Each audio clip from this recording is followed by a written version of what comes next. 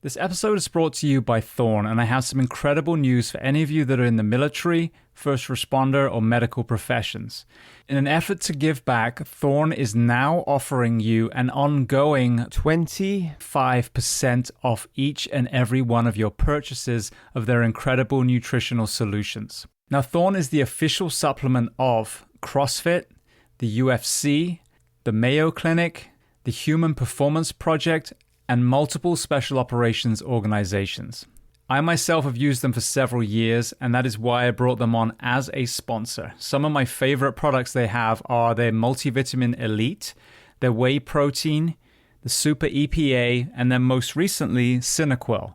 As a firefighter, a stuntman, and a martial artist, I've had my share of brain trauma and sleep deprivation, and Cinequil is their latest brain health supplement.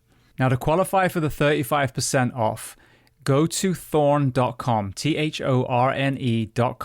Click on sign in and then create a new account. You will see the opportunity to register as a first responder or member of military. When you click on that, it will take you through verification with GovX. You'll simply choose a profession, provide one piece of documentation, and then you are verified for life. From that point onwards, you will continue to receive 35% off through Thorn.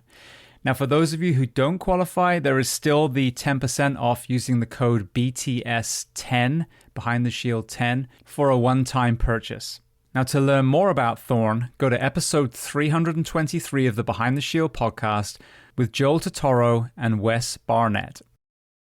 Welcome to the Behind the Shield podcast. As always, my name's James Gearing, and this week it is my absolute honor to welcome on the show former federal intelligence agent and the founder of Jones & Associates, Hunter Jones. Now, in this conversation, we discuss a host of topics, from his journey into Air Force intelligence, the intelligence challenges of both Iraq and Afghanistan, domestic terrorism, homeless veterans, drug prohibition, and so much more. Now, before we get to this incredible conversation, as I say every week, please just take a moment. Go to whichever app you listen to this on, subscribe to the show, leave feedback, and leave a rating. Every single 5-star rating truly does elevate this podcast, therefore making it easier for others to find. And this is a free library of over 1,100 episodes now. So all I ask in return is that you help share these incredible men and women's stories so I can get them to every single person on planet Earth who needs to hear them. So with that being said, I introduce to you Hunter Jones. Enjoy.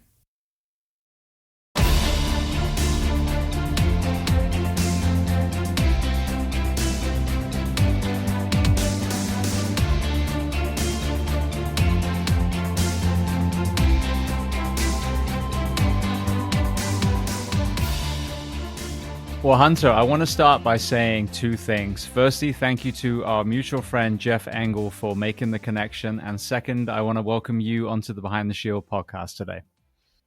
Great to be here. Thanks so much. Thanks for having me. So where on planet Earth are we finding you this afternoon?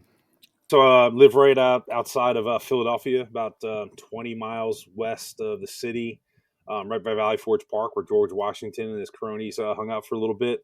I grew up in this area. It's funny. You'll laugh at this, but I bought a house in the same neighborhood I used to terrorize as a kid, and it was rough out of the gate, James. I'm not going to lie, but I turned out okay, right? But I was that little kid that was terrorizing this neighborhood. It was so funny when I came back. All the old folks were like, "Hey, I remember that kid," and like, oh my God, he's got 2 boys too. Like there's for sale signs popping up left and right, as I was moving in. So, but yeah, full circle, man. I mean, as soon as I retired and hung up my uniform, and kind of got my life back, as a military member, you're government property. So they go where you tell you. And once I retired, got my life back. My wife actually got us up here, and, it's great to be back in the neighborhood with my friends that are our family, closer to my brother, my sister-in-law, my brother-in-law out in Pittsburgh.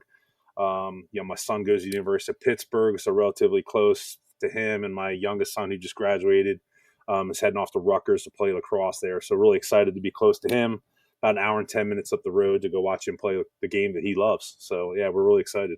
Beautiful. What did your parents do as far as careers? So my dad was a business owner. Yeah, he started his own business. He's basically a food scientist. So think of like Carvel ice cream. Like he used to work for Carvel. Um, there's oh god, what's the company up in New York?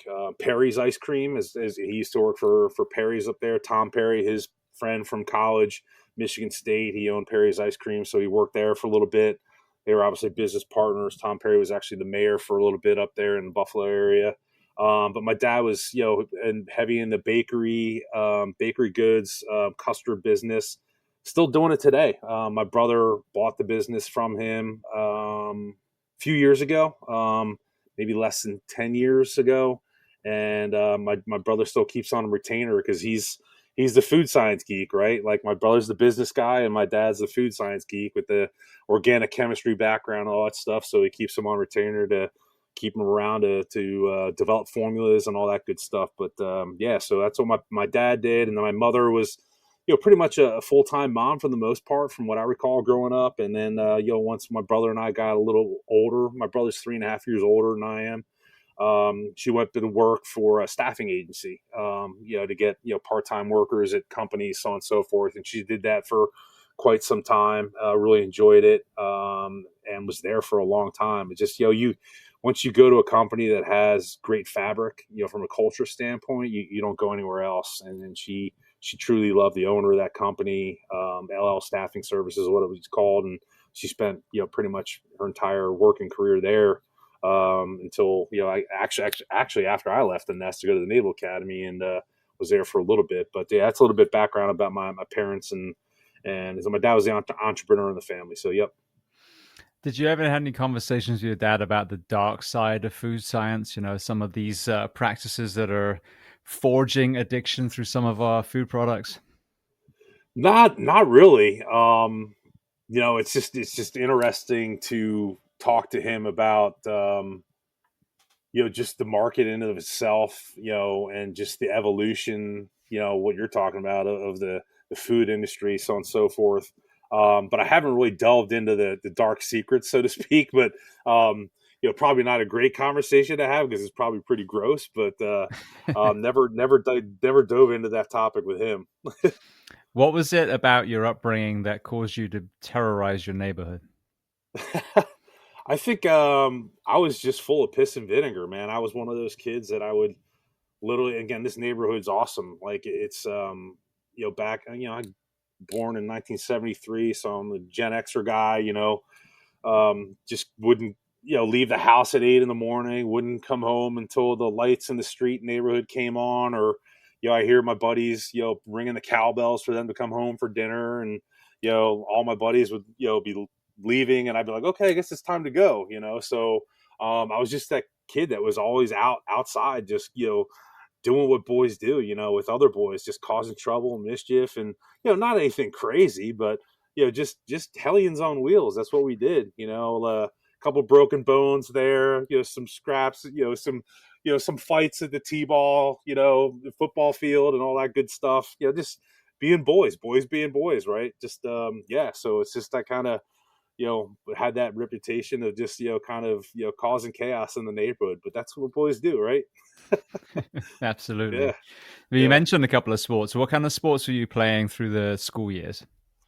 Yeah, so I was a big jock growing up. My parents pretty much threw everything in the kitchen sink at me, and I kind of did the same thing to my kids. I'm like, hey, you'll figure it out, But I mean, you name it, I did it: basketball, baseball, swimming. Obviously later on in my career in high school, got into the combat sports, the contact sports, the football, the wrestling, the lacrosse. Um, really I just love the competitive nature of athletics. A lot of who I am is of my fabric is from my sports career. Like, and I even talk about this a lot, with people that come to me for advice or mentorship, going into the military or what have you, or, leadership, what have you. Like, a lot of my, when the shit hits the fan out there, like, and it does in combat, like I'm sure Jeff talked about, like it wasn't really the leadership classes of the Naval Academy that got me through those hard times. It was like my athletic career, those skills that I learned through, the mental toughness, the adversity, all that stuff, persistence, just work ethic, that got me through those tough times and even like dark times in my life, So I really just, I love, and I'm still involved in it today. I still coach as a volunteer up at the local high school for the football team here. Really love it. It's, even though I hung up my uniform and everything like that from the military, it's my opportunity to serve my community and mold future leaders, for, tomorrow's generation, and teach these kids life lessons, that'll serve them well later on in life. So it's just, sports are just a breeding ground for life lessons. And I try to, give back in the volunteer coaching aspect, with Conestoga High School right up the street here. So it's been awesome. And I just love athletics. The Navy Football Brotherhood is truly a brotherhood. Unfortunately, we just lost one of our brothers, a few days ago, and the Navy Football Brotherhood, I have it here on my shirt, but it's an actual 501c3, and the organization exists to support, the families that are left behind when our brothers pass, what have you, whether it be through combat or what have you. This gentleman, he was a lot younger than me, so I didn't know him personally, but he was on his daily jog and just had a heart attack, like unexpectedly. I mean, the shock to that family, wife and a couple kids left behind. I mean, I can't even imagine, but, we've rallied, the Navy Football Brotherhood communities rallied, and we spread out to our network to try to get some support for that family. And that's what we exist. Again, it's just all the bottom line is the life lessons that come from athletics are just immense, and they've done great wonders for me in my life and in my career, working career, my military career, coaching career, et cetera. It's a foundation for me. Absolutely. It's interesting when you hear people talking about sports teams, if you're in a certain fire academy together, if you're in a military group together, there's that forged camaraderie through shared suffering. 100%. And listening to how passionate you are talking about, and again, even men that you haven't met, it's like my profession with the 343 that we lost in New York. If you weren't an FDNY firefighter, you probably didn't know any of them, but Correct. You feel it. And Yep. You contrast that to this kind of, political environment that we're in. There's this leaning into identity where there's no skin in the game whatsoever. And I think this is the problem that we're seeing with so much divisiveness, is if there was a shared suffering, a true bond, I don't think we'd have this kind of at each other's throats mentality that we do at the moment, with people identifying with a group of people that technically they haven't actually invested in. Correct. Yeah, 100% agree. I mean, it's profound, right? Like, you get it. You're in a very tight knit group, and it's sad for me to say this, but like, if you go back to post 9/11, like, how unified was this country at that time? Yeah. Like, to me personally, like, having served in the military for 20 plus years, and even still serving my country, as a consultant, and a worker bee, contractor, what have you, that flag still means something to us. But it's sad for me to see that, how, to your point, how divisive we are, and how separated we are. We're not unified anymore. And it's sad to say, I think it's going to take another 9/11 type thing to like unite the country again. But yeah, it's sad to see. So, there's organizations, I'm sure you've heard of, like Travis Manion Foundation. They're out there doing a lot of great work, trying to, inculcate this culture of brotherhood and camaraderie and character in our high schools and schools and so on and so forth. It's a very noble effort. I think if, we just come together as a country, we'd be a lot better off. I mean, I'm tired of all the conflict and the almost like rioting and so on. It just drives me insane. I didn't serve to watch this stuff, so it's pretty sad, to your point. Yeah. Well, I mean, especially I've made this point recently. If you had the World War II generation come back in the time machine, what would they think of this? They'd shake their heads. I mean, they're rolling in their graves. I mean, it's like I said, it's profound and it's unfortunate. So, but and that's one of the reasons I like doing podcasts like this. I've done a couple before, but if like my story can help people in any way, I'm all for it. And, happy to share my story and answer your questions to do just that. And again, I think, teamwork makes the dream work, right? So if I can provide a little teamwork flair to it, and miracles happen when you come together, and hopefully that inspires somebody to do something good today, and overcome this division that we have within our country, then we're all better for it, right? Absolutely. I'm working on Yeah. making the last book I wrote into a TV show, and that is my absolute focus. And then to kind of use a tongue-in-cheek example, the Bill and Ted's Excellent Adventure film, when they create a song that brings unity into the world, it's kind of like that. We use the very devices that divided people, but what if we flip the script? What if we use that to put things out there that get people to look in the mirror and start healing themselves? Because the root of all this trouble is mental health. So correct. 100%. Yep. 100%. Well, staying on the sports for one more moment. I did, team sports, field hockey, funny enough, was the biggest one that I did in England, but then I was a martial artist too. So you have the team sports and you have the individual sports. You talked about the team sports and the application of, life beyond the pitch. What about the impact of the individual sports on your career? Yeah, I mean, wrestling, right? I mean, it's mano y mano, man. It's you and that guy. There's no one to point the finger to, right? And me being a heavyweight, because I was always a big guy, I was last to the ladder, right? So there were plenty of times my coach would be like, all right, doesn't take a mathematician to figure this one out, all the weight in the shoulders were on my, all the weight of the match was on my shoulders. So, I mean, it's just, I mean, that sport in and of itself was, and I didn't start doing it until my sophomore year in high school. It's a funny story behind that. Again, I jocked my whole life, did sport XYZ, and I played basketball for the longest time. And it got to a point where I just kind of fell out of love with the sport. So it was my 9th grade year, and, my parents raised me to never quit anything, right? If you commit to something, you finish it, And so I had a conversation with my parents. And I think my brother maybe he was in college, or he might have been in college by that point. But he's like, I told my parents, I said, hey, I'm kind of falling out of love with basketball. I'm not going to play it next year. And my dad's like, okay, well, what are you going to do? And I'm like, I'm just going to lift for football and lacrosse, and work out for football and lacrosse. He's like, not an option. You will do something.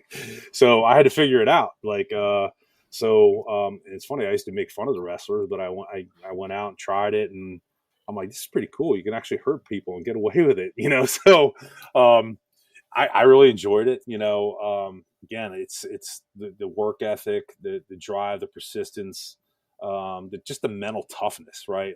Just to get you through those tough times. Those individual sports really shape you as a person 100%, because there's no one else to point at. It's you and you only. It's you can't blame anything on anybody. So it's definitely a game changer for sure. There's other sports out like swimming, you're pretty individual. You do the individual medleys, obviously the relays, but if you're the last one in the relay. My brother was a big swimmer. He swam at Lehigh, Division I AA, pretty competitive. It's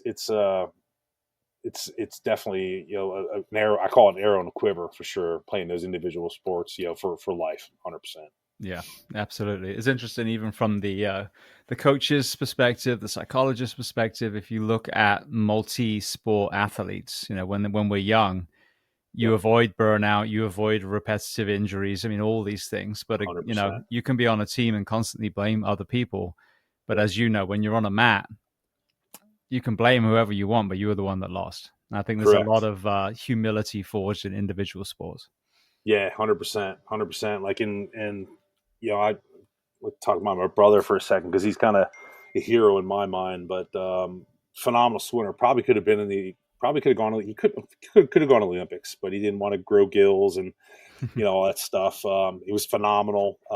He was getting recruited heavily by all Division I sports, but he kind of came to his senses. He's like, hey, I still want to swim competitively, but I want to have a life. I want to be able to join a fraternity.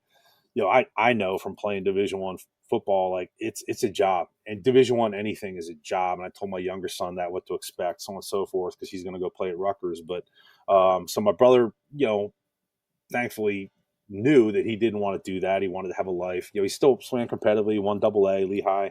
But long story short, he developed scoliosis. Kind of runs in our family. My grandmother had it. Scoliosis is like the curvature of your back. He got it so badly, he had a 64-degree curve in his back. I mean, If you saw the X-ray, James, it was literally like an S. It was nasty. He had to have a surgery his freshman year in college. Lost close to 100 pounds. I mean, literally was like a beanpole. I mean, granted, swimmers are usually very just fit athletes, right? The V backs and everything. I mean, he literally was like a beanpole. It was really sad to see. Long story short, he developed a really bad infection in his bone graft area in his hip, and we were here at the hospital, and they couldn't figure out what bacteria it was, what have you. Luckily, my grandfather he used to work for Merck. He was a scientist. He helped them develop the cure for whatever that bacteria was that was really hurting my brother. Got him back on his feet again. It was shady for a little bit. We were really concerned. But when it came to his back and everything like that, the doctors were like, yeah, you're never going to swim again. And, it's going to take you forever to get back on your feet. And it's just all the naysayers. And my brother's like, dude, screw you, watch me. And he did. And he went on in his career at Lehigh, was, captain, this and that, and broke all sorts of records. And, just a source of inspiration for me. Like, champions, right? You get knocked down, dude, you get back up and you get into the ring, right? Like, and I love proving people wrong. There's just, we'll probably get onto it at, my journey to the Naval Academy. But, my brother was just a good source of, it was a success story for me to like, hey man, don't, avoid the naysayers and don't let anybody tell you what you can or can't do. That's on you, 100%. It's just a cool little story. Thought I'd share that real fast. Yeah, no, I'm glad you did. Thank you. Yeah. Well, yeah. touching on the Naval Academy then, in high school, were you dreaming of the military specifically, or was that more of a sporting journey that took you there? Both. So kind of a cool story. I actually knew I wanted to go to Naval Academy when I was like 11, which is very unusual. A lot of people hit me up, especially being a coach, like, hey, can you talk to my son about it, this and that? And I'm like, and my story is very unique. It's just, very unique. But long story short, my mom's cousin, we have this family that lives out in California. We don't see him a lot, obviously, just because of the distance between us. But he graduated there in 63, 65, I think. So he was a Naval Academy graduate. Again, they live out in California. You don't see them a lot. I was growing up, I was about 11 years old. My dad went to Michigan State University. Michigan State was playing USC in the Rose Bowl. So my parents, we would take a lot of trips. You're going to bring, give memories, right? Like, you can give tangible things to your kids, but like my parents were really big on, giving memories for my brother and I, and we're very thankful for that. So long story short, we went out for the Rose Bowl, and had a great time out there. And so we meet the family out there, and, again, I'm 11, 12, and kind of know what's going on. I'm not a little kid anymore. And I'm at the dinner table. I'm not wearing my Naval Academy ring right now, but it's actually cracked. But I noticed this ring that, my mom's cousin was wearing, and I'm like, hey, great, what's that ring? And he's like, oh, it's my Naval Academy ring. I was like, hey, can I see it? And he gives it to me, and I look at it, and I asked him a couple questions about it. He's indulging my questions. Again, I'm 11, 12 years old, and he's like, when we get back to the house, I'll show you, something. And so we get back to his house. He gives me like a little coffee table book on the U.S. Naval Academy. I thumb through it, and like for like an hour and a half, I put it down. I'm like, that's where I'm going to school. Like, it was a done deal for me. I was blown away by just the image, the sense of camaraderie, service. Just kind of runs in my blood. Like, I'm, red, white, and blue runs in my veins. So at a very young age, like, I knew I was like hell bent on going there. And fast forward to my recruiting and all that stuff. Like, I was a really good wrestler, 2-time state champ. So I was not only getting recruited for football, but I was getting recruited for wrestling as well. But again, I knew where I wanted to go. I was closing a lot of doors. My dad was flipping out, and I had to have one of those discussions like, dude, it's not your flipping life. Like, butt the hell out. I know what I'm doing.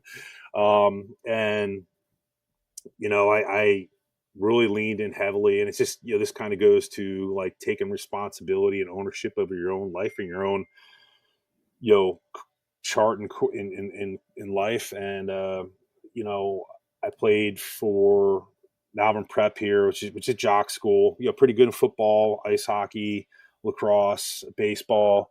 And I played as a freshman, I played on the offensive side of the ball, offensive line. And like sophomore year, I knew I was going to play both sides of the ball. So I took it upon myself to schedule a meeting with Gant Pellegrini. He was my head coach at the time. Rest in peace. He passed away a few years ago. And the assistant head coach, Joe Sells. Coach Gamp was a prior Marine. Once a Marine, always a Marine.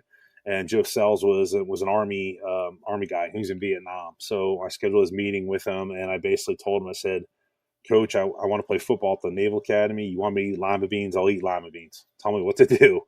And the leadership in them just kind of kicked in. They saw the intense desire for me based on that meeting, me being proactive, having that meeting with them, and they're like, hey, we're going to take care of this guy. So they go do their thing, and next thing I know, these coaches from Navy are showing up at my lacrosse games, my wrestling matches, and so on and so forth. Again, multi-sport athlete, and just went full tilt into it. And again, I closed a lot of doors, a lot of opportunities with a lot of great universities, but I just knew Navy was a place for me to go. And I only applied to one other school, to be honest with you. So it was like two schools, Navy and I think it was Colgate was my safe school, but that was it. And I knew what I wanted, went after it like a pit bull, and did certain things to kind of make that dream come a reality. And just very thankful to Coach Gamp and Coach Sells for being enablers along the way. I mean, you have we all can make things happen on our own, but you have to have support structure behind you to help you. And they were significant enablers in making that dream become a reality for me, and I'm eternally grateful to both of them. And it was just it's kind of a unique story. I mean, I knew at a young age I wanted to go there, and just like I said, it just closed a lot of doors, but it all worked out. And they wanted me to wrestle there too, and I told the wrestling coaches like, yeah, I'm not doing two Division I sports back to back. That's crazy. I will definitely fail the hell out of that place. So just ended up playing football there, and no regrets. Thoroughly loved it, and got a ton of friends from there, both football players and non-football players. And but it was a unique story. I mean, like a lot of people don't realize they want to go to the academies until like later in life. I just happened to know 11 and 12 because my mom's cousin went there, and kind of sparked the fire. Did you have your eyes set on the NFL after that? No, I mean, it's really hard to do that. You've got to apply for a waiver through the Secretary of the Navy, to do that. So it never really was a goal for me. I wanted to serve that flag. I wanted to serve my country. Very passionate about leadership. I was a tri-captain my senior in high school. I still very passionate about leadership. Obviously, I still coach football and stuff like that, and I've coached throughout my entire life, pretty much helping my kids out. But then it got to a point where my kids like 12 or 11, like 12 or 13, I was like, hey, you're someone else's problem. I'm not going to coach you anymore. I mean, it's just leadership's a game changer, right? Like it can makes or breaks a company, makes or breaks a country. So on and so forth. I mean, it's really important, and I'm real passionate about it. And throughout my career, wherever I went, whether it was a special agent in charge in OSI or leadership position, wherever, I took great care of people under my charge. Because I firmly believe, as a leader, you got to do little things right. Like, bottom line, if you do those little things right, and you take care of your people, they'll charge a hill for you, hell or high water, and I was like, I go back to my retirement at the Naval Academy when I retired. I was literally in tears because people flew like across the country on their own dime to come to my retirement ceremony. There was like 150, 170 people there. I mean, I was just blown away. I had no idea that this many people were going to come, and it wasn't really my superiors. It was my troops that had worked for me, that I served as a leader, a servant leader, that showed up in droves. And that to me, again, actions speak louder than words, you know. So like their actions of coming to my retirement ceremony and being there was just, it was humbling. I was like I said, I was in tears, and you know, but it's intrinsically, I know I did the right thing by them as a leader, and I helped set them up for success in their respective lives, and you know, I earned their respect. I mean, they wouldn't have came there unless they didn't respect me, right? So I did something right along the way when I was leading all these folks. So it was very overwhelming for me that day that I retired, for sure. Yeah. I had a police chief on the show probably 2-3 years ago now, Kristen Zeman.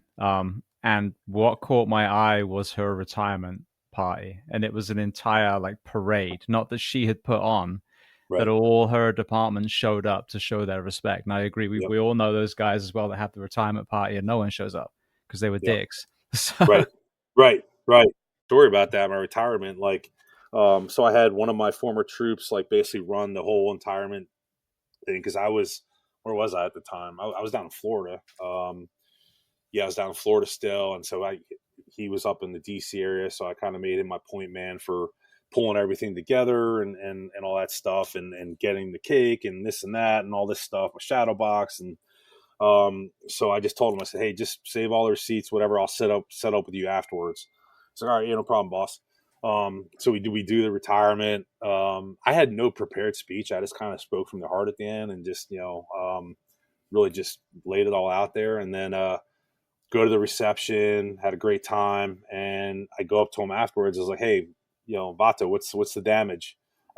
He's like, boss, you're good to go. I'm like, what do you mean? I was like, it's like $2,000 of expenses. I'm not an idiot. Like I added it up, the dollars and cents. He's like, boss, you're good. He's like, I took collections from everybody. He's like, you're good. He's like, in fact, we got some left over. Let's go out, hit the town, and have a good time. And that was even humbling. I started to cry right then and there too. So I was just, you know, they wouldn't have done that if they didn't, you know, obviously respect me and think highly of me. So that was another teary moment that day, for sure. Yeah.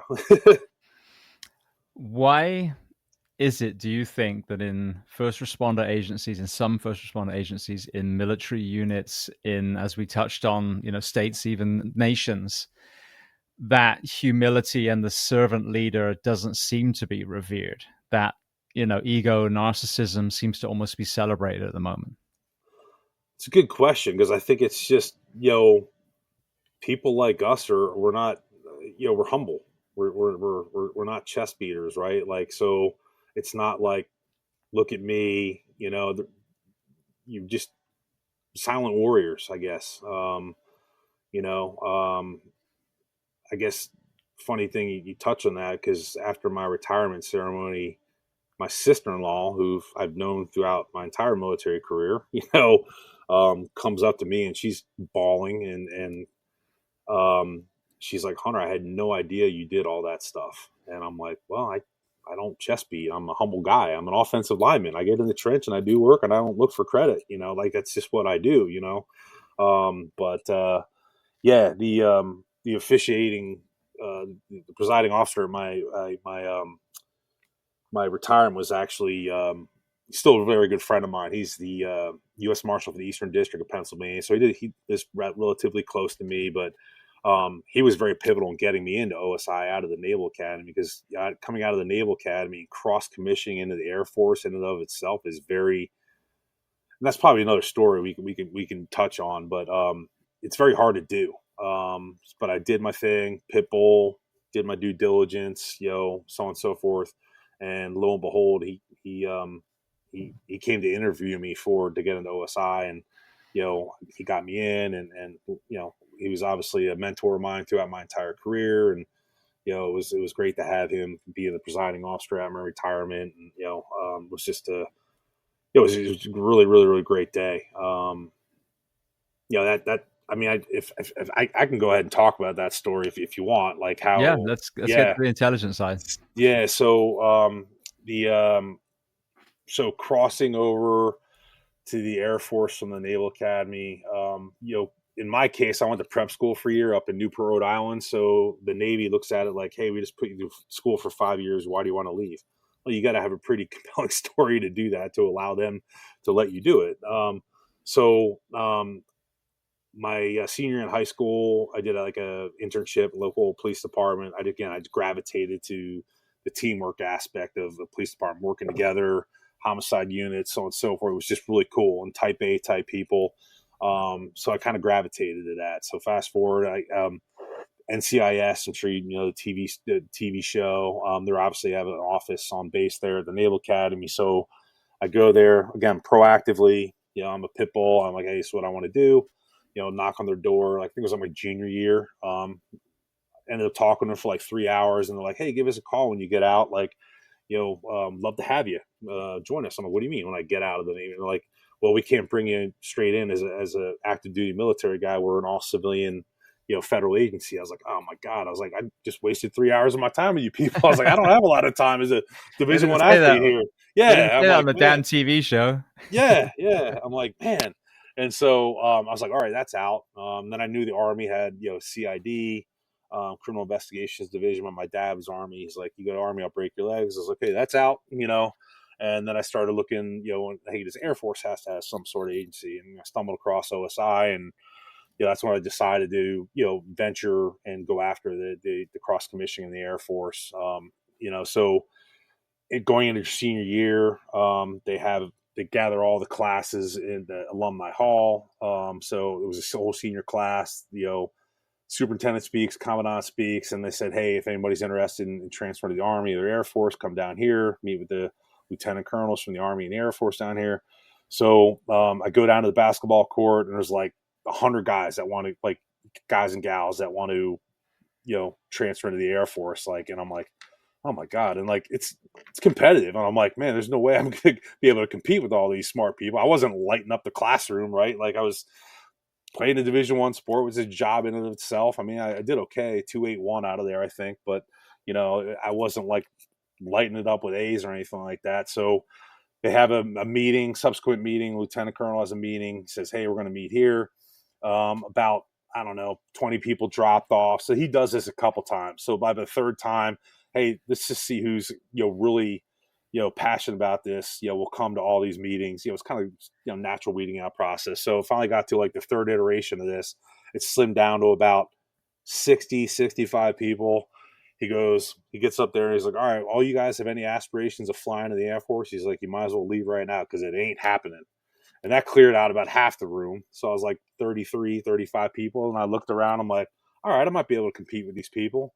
Because it's very competitive. So go through it. They give you this paperwork. You got to do all this stuff. And then, bottom line is you've got to research the career fields that you're interested in. So like my top three were OSI, security forces, and then intelligence in the Air Force. So, hop in the car, go to the Pentagon, you start networking, go to Andrews, knock on the gate. Hey, I want to do this, and I just do my thing, just being proactive, a go-getter. If I want to make this happen, I got to go make it happen. So start doing some shadowing stuff, this and that, meet some agents, meet some cops, meet some intel people, learn about the career fields.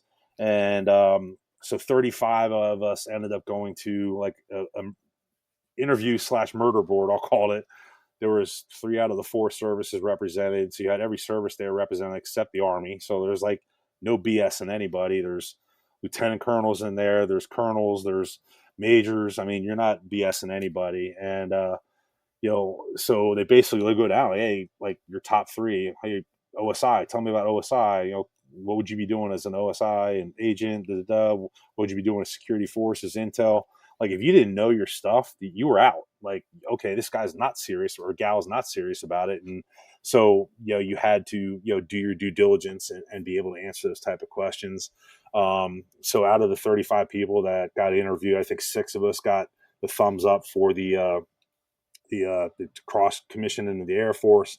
that means 6 people from the Air Force Academy are going to the Navy after. It's a 1-for-1 swap. So everyone gets their blood.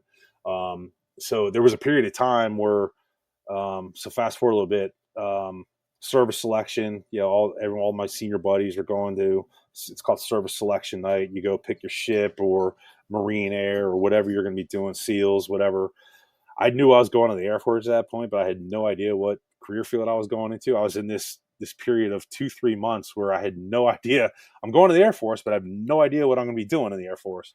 So I was during that time frame, and all my buddies are finding out what they're going to do and this and that. And then later on, I found out I was going to be going Intel, and I was a little bit bummed, but I was like, okay, well, you can go Intel, you can cross commission OSI later. That's an option. I'll do that. And then I thought about it again. This goes back to my sports, background. I'm like, no, dude, you want something, go get it. Like, think of innovative ways to go make that happen, or, find out how to make it, figure it the fuck out. Right. So I go to the lieutenant colonel in the Air Force. I was like, oh, I'm real stoked to be going Intel, like, and I'm planning to cross into OSI, but what can I do to get an interview with someone from OSI? And he goes, Hunter, the best thing I could do is, recommend is get a letter recommendation from an 06 or above, which is a colonel in the Marine Corps or a captain in the Navy or general in the Marine Corps or admiral, whatever. So pretty high up, senior leader officers. I was like, all right, cool, I can do that. On the football team, we have officer reps. We have 06 for one for the offense and one for the defense. The defensive guy, Colonel Mike Lynn, I'll never forget him. Just, phenomenal guy that set me up for success too. Just everybody loved this guy. Just a Marine, just a badass. Was just a warrior and just really got along with everybody on the team. He was the defensive, officer rep. I had a captain I was an offensive guy, but like everybody loved him. So I was like, I'm going to go schedule an appointment with him. So I schedule an appointment with him. He's kind of tracking the Air Force thing. And he's like, so I go to his office and, he's like, Hunter, what can I do for you? I was like, well, sir, he's like, oh, by the way, he's like, congrats on the Air Force thing. He's like, that's awesome. He's like, where's that stand right now? I was like, well, I just found out I'm slated to go Intel. As you know, I wanted to go. He's like, what happened to the OSI thing? I was like, well, that's why I'm here actually, sir. I was like, would you mind, Lieutenant Colonel, I can't remember his name, but he's like, he recommended, getting a letter recommendation. He's like, all right, you need a letter recommendation. He's like, done. He's like, come back in 2 days and, I'll get it to you. I'm like, okay, cool. So I come back 2 days later and he hands me this like manila folder and I pull out this letter recommendation. I have it somewhere. It's somewhere in my house, but I literally closed it and I like handed it back to him. I was like, sir, I can't turn this in good conscience. Because I was like levitating on water. I'm like, I'm not Jesus, but he was doing me a complete solid. And I'm like, sir, I can't do this. And he's like, turn it in. So we go back and forth. And, it's the time. He's like, he's a colonel and he's a Marine. I was like, he's going to stick a K-bar in my neck and kill me. I was like, roger that, sir. I'll turn it in. And I was really grateful for him for doing that. And, long story short, that letter went off to the personnel center. And then lo and behold, Colonel Eric Gartner, who's the U.S. Marshal I was telling you about earlier, he shows up at the Naval Academy to interview me. And he was a captain at the time, like a fullback looking type guy. And he sits down. You're not going to believe the story. He sits down and he mentions my school. He goes, Malvern Prep. And he like started shaking his head. He goes, I used to go to Marple Newtown High School, which is like right around the corner from Malvern. And he goes, we used to play you guys in football. He's like, you guys used to kick our ass. And that's how we started the interview. So I immediately just kind of relaxed. We shot the bull for about an hour plus. We were actually in the lieutenant colonel's office.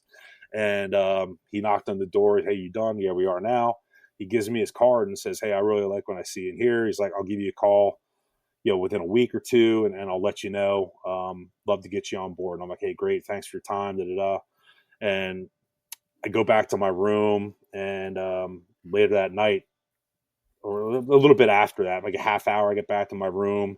I think maybe it was a little bit later at night. But whatever, same night, I get a call through the ward room. It's like, hey, it's, and so I go get it, and it's Captain Gartner at the time. He's like, hey, I got you in. So just a real cool story, like being a pit bull, figuring it out, having the drive, desire, again, all those traits that I learned from my athletic career, just not quitting, because I could have easily just gone Intel and done the cross. And I'm like, no, if I want something, I'm going to go make it happen and put the work in, the hard work, and so on and so forth. So it's just a cool story. And then he was the guy that did my retirement ceremony. So he and I have been friends for several years, obviously, and just did a phenomenal job. And we're still good friends. He's political appointed position for the U.S. Marshals right now. Just a great human being, great American, and again, another guy that, kind of stuck his neck out for me and made one of my dreams come true. So it was, pretty cool. Very cool. Actually reminds me, my son was supposed to go to Utah State. He got into Utah State out of high school, but he didn't have any scholarships or anything. And when it came to just figuring out the finances and everything, we were kind of circling back around to plan A, which was community college 2 years and then go to college. Yep. And he came home the other day and was like, I've got an interview to be on the student council, and if I get it, I get a full ride scholarship at the community college. And then he went to the interview yesterday and came home. First told me he didn't get it, and then told me he was joking and he did get it. And so, he pulled a fast one on you. He did. Yeah. But this is the point. I mean, just to your point, with this podcast, with so many things, why not? Why not you? Like I always said when I was testing for the fire service, I don't need all the spots. I just need one of them. That's it. Everyone else can have the rest. Yeah. But I don't think that kind of ethos that I would argue we were raised with, you can be anything if you're in the right household, the right community. 100%. I don't hear it a lot these days. This is what this country was founded on, land of opportunity. So it's so good to hear that because if you're dogmatic enough, you can make almost anything happen. 100%. And that's, even, again, like, and I think sharing these stories, like, it resonates with people. Like, and I always, even as a coach, like, I'm like, look, dude, like, it's on you, man. Like, you can't make everything happen yourself, but you can put things in place to find an enabler. You got to have supporters in your corner, right? Like, they're out there, but it's on you to go find them and garner their support for your cause. Like, you have to go do that. That's really important. If you want your dreams to come true, you have to find cheerleaders. 100%. Like, it's so obviously from my stories I just told you, like my mom's cousin, and then the Coach Gamp and Coach Sells, and then Eric Gardner. Like, I mean, man, they believed in me, and they saw something in me, and they're like, hey, I'm going to give this guy a shot, like, but you have to go make that happen. Like, it's just, it didn't get handed to me on a silver platter. And like, I had to go shake the trees. I had to go make mistakes. I had to, whatever, knock on doors and, figure it out. You just got to go figure it out, but you got to have cheerleaders in your corner. You can't be successful in life without them. 100%. And that's why I coach. I get to teach these kids life lessons and mold future leaders. I think you and I would agree we need leadership more than ever in our country, and there's something to be said for that. So that's why I'm still coach and do it to this day. So if I can help these kids, like I helped one of the kids last year, players. He's at Norwich University. It's kind of like a private military college, like a Citadel, whatever. He's doing well up there. I helped another player a couple years ago go to the Naval Academy Prep School where I went. It didn't work out for him. He left after a couple weeks, but he's still doing well. He's at Trinity College doing well. Still keep in touch with a few of my players. They're doing well, and all that good stuff. But you got to find people that'll support you for sure. This is one thing I've heard over and over again with a lot of people that have ended up being successful, and a lot of their early lives were, pretty bad. Poverty, addiction, getting in gangs, whatever it was. 100%. And they found those mentors, and sometimes accidentally, sometimes they were more, seeking it. But this is the solution to what we've talked about earlier, which is, if you want to change the world, start at home. And that means looking in the mirror and starting to fix yourself. Then then organically through osmosis, it's your children, it's your spouse. And then you step out your front door. And okay, what can I do in my community now? I'm a mechanic, I'm a teacher, I'm a martial arts instructor, I'm, whatever. How can I positively impact men and women, young men and women in my community? If we all do that, you will change the world. You will make America great, whatever your phrase that you want to lean into. But if we're constantly pointing at politicians of all people to fix our problems, it's going to just get worse and worse. It's crazy. Like I'm a, you said something that kind of resonated with me, like looking in the mirror. Like, I'm a big quote guy. I don't know if you heard of the quote, the man in the mirror or the man in the glass. Like, it's exactly what you're talking about. Like, and whenever I was in a leadership position, or even like today, like before I go to bed at night, like you're looking yourself in the mirror. That's my gut check, quote unquote, gut check moment of like, hey, did I do right by yourself? Did I do right by me? Did I do right by my family? Did I do right by the people under my charge? So on and so forth. Like, you know, you got to do that like every day. That's important. That mental gut check every day. And then, another one of my favorite quotes is Ralph Waldo Emerson, the success quote. It's like, it's on my LinkedIn page, but like, it's, to your point, like if you can, leave the world a little bit better by a garden patch or, a healthy child or whatever. It's just it's a great quote that I try to live my life through. Like both those quotes it's just if someone's already said it, then why try to restate it, right? Just live through those quotes, man. I'm just a big quote guy for sure. And those are two that resonate with me, the man in the glass and the man in the mirror, and then Success by Emerson for sure. 100%. Absolutely. Actually, I read that quote on your webpage of your new business. Yep. 100%. Yep. Absolutely. What year was it that you went into OSI? So it was right after I graduated. So graduated in May of 1997. Threw up my cap and gown. You've seen all of the web pages or the photos and stuff. And then I went over and got cross commissioned a couple hours later into the Air Force. And then I had like 2 months of leave. And then I went out to Travis Air Force Base in California for my first duty station, and I was an agent trainee at the time. I was waiting to go to official training as an agent. So I was there for a few months until I went to training, and then I graduated from the Basic Investigations Academy in December of 1997, got my gun and my badge, and then went back to Travis Air Force Base, and then went from there. So 1997 in December is when I got my badge and my gun. Yep. So describe the world and kind of the scope of practice that you were operating in pre 9/11, and then what changed when we had that terrible attack. Yeah, I mean, I knew this was going to come up. So I went out to Travis, which is a great office to learn from because it was what we called a composite detachment. So we had a lot of specialists there. So like think polygraphers, forensic scientists, tech services, the guys that sweep for bugs and do the body wires, all that stuff. So it was a really great opportunity for me to, really be a sponge, and as a lieutenant, not knowing anything. I mean, there's just two types of leaders out there. There's leaders that get those second lieutenant bars and think they know everything. Like, that's not me. I'm like, dude, I'm going to learn as much as I can from my enlisted counterparts as I can. I'm going to wring them dry and just be a sponge. And, then you start asking all these questions and, you breed their trust because you're asking, you want to learn from them. Like, you ask any NCO out there, they want young officers to come ask them questions. Like they respect that, because, hey, this kid wants to humility learn. Again. Yeah, 100%. Like, I don't know jack squat, so I'm going to pick your brain. And it's just one of those things I firmly believe. I believe everybody brings something to the table. Like even like when I was a, freaking lieutenant colonel or running my units, I was like, I would go up and talk to one stripers and my people like, hey, what are you doing? I'm like, hey, I'm going to go learn something from that kid, man. Like, everyone brings something to the table. So, I just, I started out at Travis, and it was like I started out as the drug chief out there. Really enjoyed that,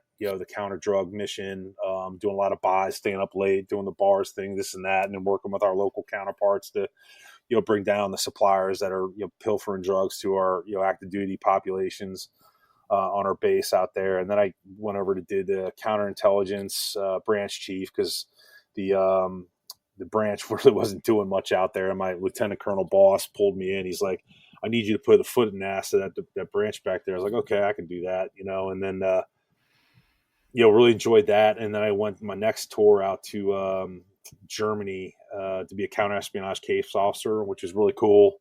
And then it wasn't until I got back from that tour that 9/11 hit. So, and I was at DIA at their counterterrorism unit, Defense Intelligence Agency. So it's a combat support agency to all the services. from an intelligence standpoint. So it's like 90% analyst, right? Intel analysts, 10% operators. You got some case officers there, what have you. But majority of the outfits, providing intelligence analysts to, the military services and stuff like that. So the counterterrorism unit, when I got there, came back from Germany. I checked in there like literally 5 September of 9/11/2001. And our office was actually in the Pentagon. Did a couple days there, and then went to a DIA orientation course across the river where the DIA headquarters is at Boeing Air Force Base, and that's when we got hit. Again, should have been in the building that day at the Pentagon, but I just happened to be across the river for training, and the world changed. I mean, I remember, I'll never forget it. Like, my first thing was trying to get a hold of my family to let them know I was okay, because they thought I was there at the building. So, but all the phone lines were shut down. I couldn't go anywhere. I was locked on the base. Obviously, they closed the gates, and I'm sitting there on the seawall at Bowling, and I'm watching the Pentagon before my eyes. Again, 3 miles away, or no, not even that far. I actually thought about jumping in and swimming, because I was a good swimmer, still am a good swimmer. I was like, I'm going to go help, and just seething in anger. And I'm like, man, these people are going to pay, and like, it was very emotional, obviously, and I kind of got. Again, I still hadn't notified my family at this point. I'm like, they think I'm in there, and I kind of like, okay, shit, get your shit together. I got to let my family know I'm okay. I flagged someone down on the base, got to their home phone, was able to call my parents. My wife, well, she and I weren't married at the time, but she was actually at the embassy in Paris as an OS agent. So they're doing obviously hardening their security there. So she was busy, but I was able to let my parents know, and that I was okay. And, again, that counterterrorism unit, when I got there, was probably like 80 people. Fast forward, by the time I left, it was like 320 people. So completely changed, and I was a liaison officer there, as the senior counterterrorism officer for OSI assigned there. And, those liaison positions are one where you can go and kind of hide and do nothing. Like, you can do that. Like, it's your choice, but I'm like, dude, I'm going to do something here. And like, this is an awesome, place to be. And again, it's unfortunate that, we had that, incident, travesty, I should say. But it was a really cool time to be there, and I was going to make the best of it and try to make the biggest impact that I could. And, one of the things that I'm proud about is if you can recall, we had a lot of reservists that were called up, flooding to the unit, to do reserve duty. One of them happened to be local to where I grew up here, Navy intel guy, assistant U.S. attorney, and being an OSI agent, I've worked with those guys before. So he and I hit it off. And long story short, as the Patriot Act dropped, and, that was a great, tool in the toolkit, to combat terrorism and so on and so forth. So when that dropped, like, again, the bill was like huge, I'm like, hey, like, why don't you break this down in layman's terms? And I've got the badge and the gun. I'll open the doors to federal agencies, DEA, whatever, marshals, whatever. And, so we can get some of this law enforcement data so we can go combat terrorism on the far end instead of fighting it here at home. Because that's what the Patriot Act was for, is to break those stovepipes, right? And, that's what we did, like with the leadership there. And then him and we kind of worked as a team, to go visit, these federal law enforcement agencies, again, just using my badge and gun to get placement and access. And then he went in there and broke the Patriot Act down in layman's terms where investigators like me could completely understand, right? Because we're knuckle draggers. And, we made a lot of good stuff happen. It was definitely, the focus there on forward was majority of my career was in the Central Command area of responsibility, combating terrorism, whether it was deploying for Iraqi freedom prior to us, taking the fight to Iraq and then Afghanistan after that. A majority of my career has been in the Middle Eastern area of responsibility before I retired. So yeah, I mean, it was it'd be interesting to know, like, had that 9/11 not happened, what it would have been like. I mean, it I don't know. It would have been like, I don't know, like an extended Cold War type era. I don't know, but definitely, and existence of terrorism is never going to go away. I mean, there's always terrorists out there that are going to want to do bad things to us. So you're always going to need that counterterrorism mission. There's always a need for that, So I don't think it's ever going to go away. But we've got a lot of other national security threats out there: China, Russia, Iran, so on and so forth. So North Korea, so you can only do so much with the budgets that you get, and so on and so forth. I think this administration's obviously we're tightening up with the Homeland Security part, the border security. The influx of the illegals was crazy. How we even got to that point is like beyond me. Like, we don't know. It's a security crisis on so many ends. Just from a health standpoint, like, we have no idea what diseases these people are bringing in. Like, they're not vetted. Like, are they terrorists? So I mean, I could go on and on about the security implications of just opening up the border like we did. And I applaud this administration for making a priority and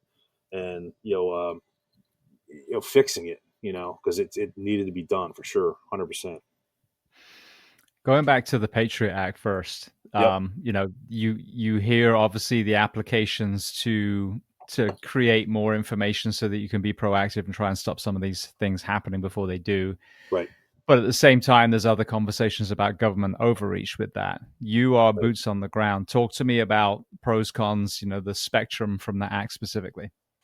Yeah, I mean, I think it's just to your point, like, considering we lost 3,000 people, citizens, and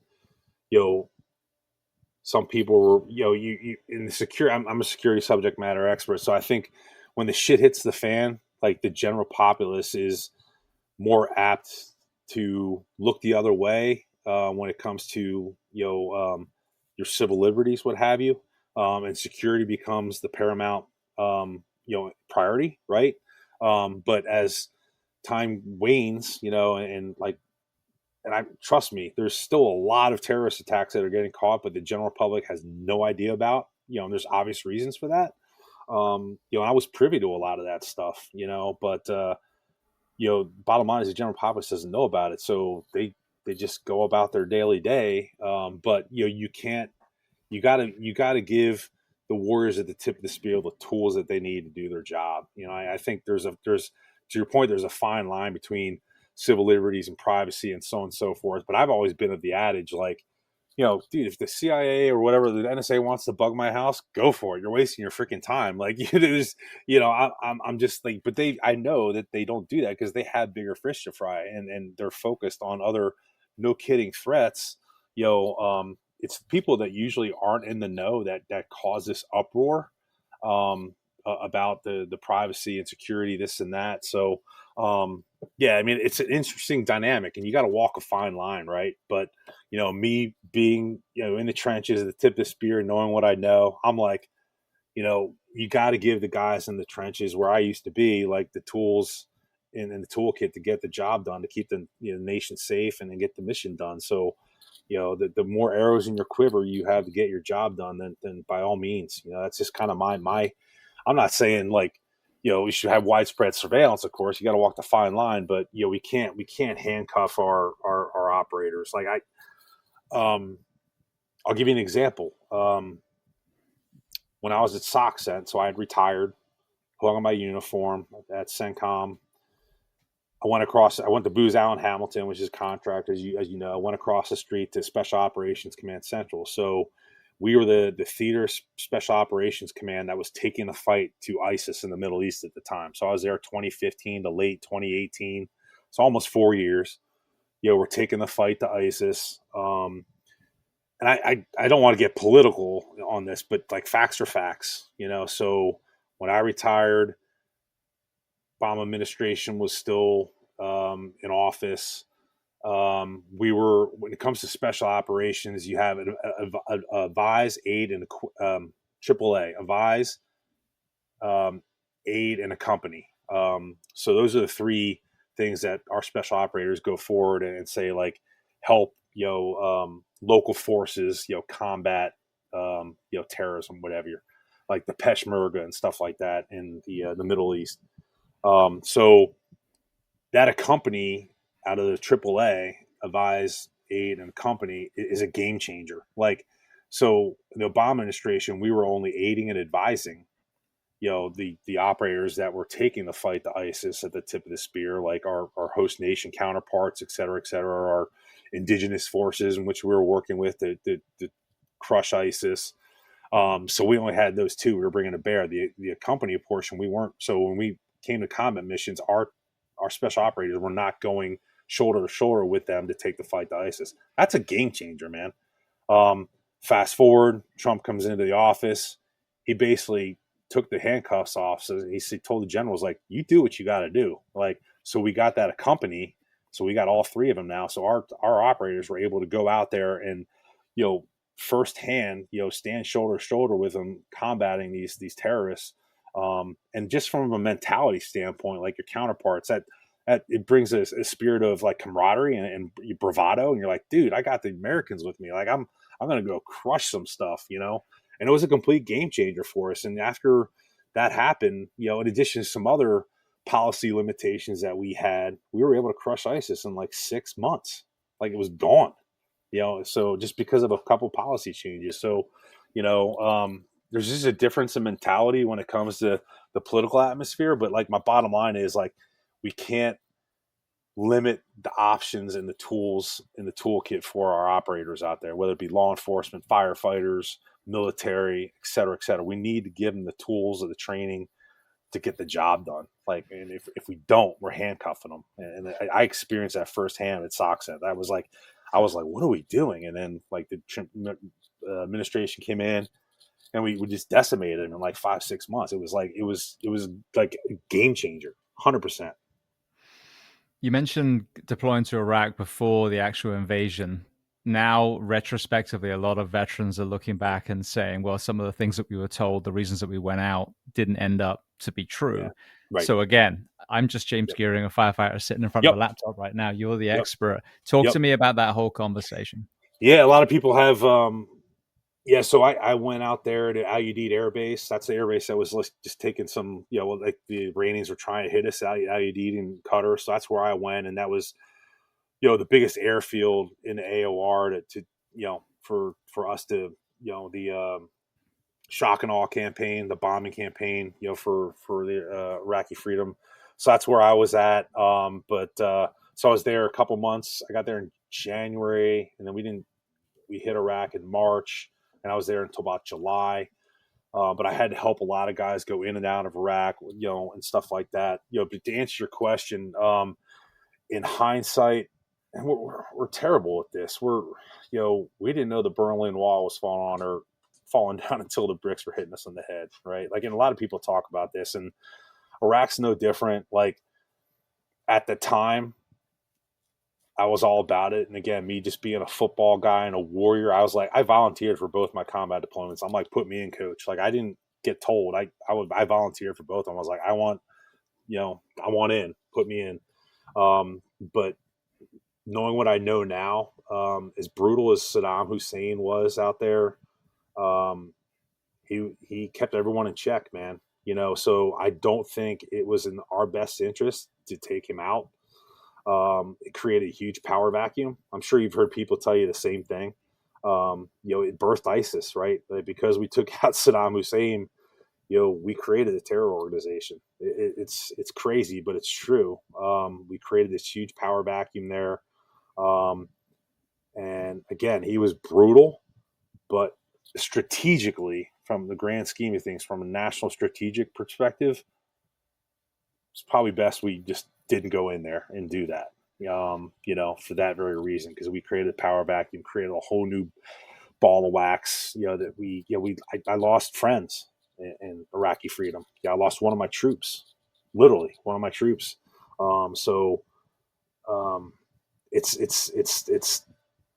It's tough to talk about, because I've lost a lot of friends. But yeah, it's looking back, I think we'd have been better off, leaving Saddam there, as brutal as he was, but he kept everyone in check, and Iran, like he would have kept them in check. Like Iran wouldn't be doing what they're doing. Like if you look at Iran's quote unquote saber rattling and just being aggressive and so like they didn't really start doing that until like they didn't want us there and they were conducting a lot of attacks that killed my friends and so on and so forth. But post Saddam being gone, like we've kind of created a monster there too. So in hindsight, we probably shouldn't have gone into Iraq. But at the time, I didn't know any different. I just wanted to be in the fight. So yeah. Yeah, I remember when it happened, when 9/11 happened, I was in Japan working as a stuntman, and we had a vigil. I lived in a big apartment complex they built it was Universal Studios for the theme park, about 50% American, 50% Australian, and then a couple of us mutts from other parts of the world. Yeah. And so we had this big visual. One of the girls, one of her family members managed to get out the tower, but she was actually in there. We all watched as an entire, apartment together as the attacks happened and the towers fell. But I remember saying at the vigil, I hope this doesn't cost more lives than we've already lost. Right. And again, retrospectively growing up with the IRA and the Falklands War and the British eye that I had, and again, but then understanding the kind of origin story of the IRA, these are all things that if you go far enough back, you're like, oh, well, I see how this started. It was the British, it was the Americans, it was, the French, the Spanish, whoever. But the reaction is, of course, you want revenge. You want to fight back. Someone came to your house and they put a brick through your window. You want to go back over there. But what was, I think, so unfair is even the way it was told to the American people is, oh, we're going to Iraq because of 9/11. The average person, that was the messaging. And I was like, well, wait a second. If we attack someone, the person shouldn't be going to Canada to retaliate. Right. It's a complete different country. So that's what I thought was irresponsible. It's like, if you want to go to Iraq, that's fine, but don't lump it in with the 9/11 response with all these angry young men that want to get back at what happened to our soil. That needs to be compartmentalized and say, hey, side quest, we're also going to go and finish what my dad started. That's a whole separate thing. Who's in for that? I don't think you would have had the same amount of support for that particular one. But absolutely, the hunt for bin Laden and the response to 9/11, you totally understand why people are chomping at the bit, because they were upset and angry. 100%. Yeah. And like, bottom line is when we, what was it, 2001 and then 2003. So 2 years that we're in Afghanistan, we're making some significant headway. And then like Iraqi freedom kicks off. A lot of those resources get shifted from Afghanistan to Iraq, and, two front war. And like, strategically, we should never been putting ourselves in that position. And like I said, like as brutal as Saddam was, he kept everyone in check from a regional, I guess, stability standpoint. Because once you took him out, it was just like a free for all. Like same in Libya, like Gaddafi, right? We took Gaddafi out. Look at Libya, power vacuum, complete vacuum. Like, these dictators are brutal, but like when it comes to our national security interests, like it might be best to just leave them there, because you take them out, we create these vacuums, and then we got these terrorist groups emerging and this and that, and like it just becomes too much, So I'm not advocating for Saddam or Gaddafi, but like I think you get the drift from a national. You have to, and that's there's national security interests. Like when you make decisions on a strategic level, you really have to, think long and hard on what are the national security implications if we do this. Like, and you just got to think that through. Like we don't have a good track record. Like I said, the Berlin Wall was falling, like, and we didn't know until the bricks were hitting us on our head. Like we historically have a bad track record of predicting, what's going to happen if we do this, or predicting something, So it's crazy. It's crazy for sure. Well, what's strange, I went on a cruise a little while ago, and we went to Labadee, which is this island right off Haiti that Royal Caribbean, I think, leases, owns, or whatever the thing is. And there's literally this Jurassic Park size fence and the ship comedian referred to it as fake Haiti because like the actual Haitian island, obviously, sadly, is Yep. devastated by violence Oh and yeah. apparently Poverty. deforestation because they've used everything for fires and cooking and all the things, and that's on my doorstep here in Florida. And then you look at Mexico and the impact of drug prohibition and the massive consumer that we are in the US of the illicit drug trade and what that's done to Colombia and El Salvador and Mexico. And those are far more of a local threat.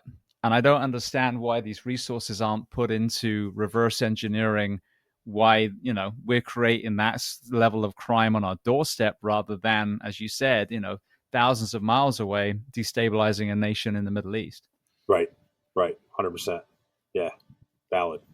Yep.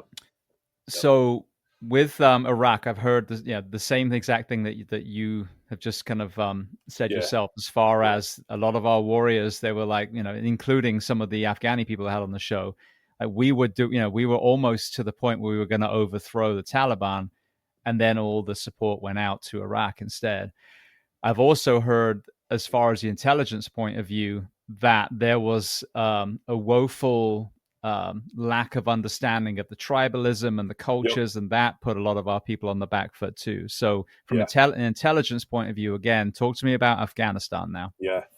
Yeah. So it's funny. A lot of people asked me before I went out there, like, hey, should we be out there still? Like, and I'm like, look, I'm not saying anything until I go out there for a year and do my thing. But having been out there and the same unit that Jeff was at, I just happened, I missed him by a couple of weeks, but I was the commander, especially in charge of that unit out there, and again, it's kind of like what we did out there. We basically kind of like taking a drug network down, but with terrorists. We're building target packages, working with tier one operators, soft guys to capture, kill these guys, insurgents, terrorists. To keep the air. Our primary job was to keep the airbase green, because if the planes stop flying, like, bad stuff happens. Like, so we have to keep the air. We call it green, keeping the airfield green. Got to keep it clean and going, and keep those planes flying.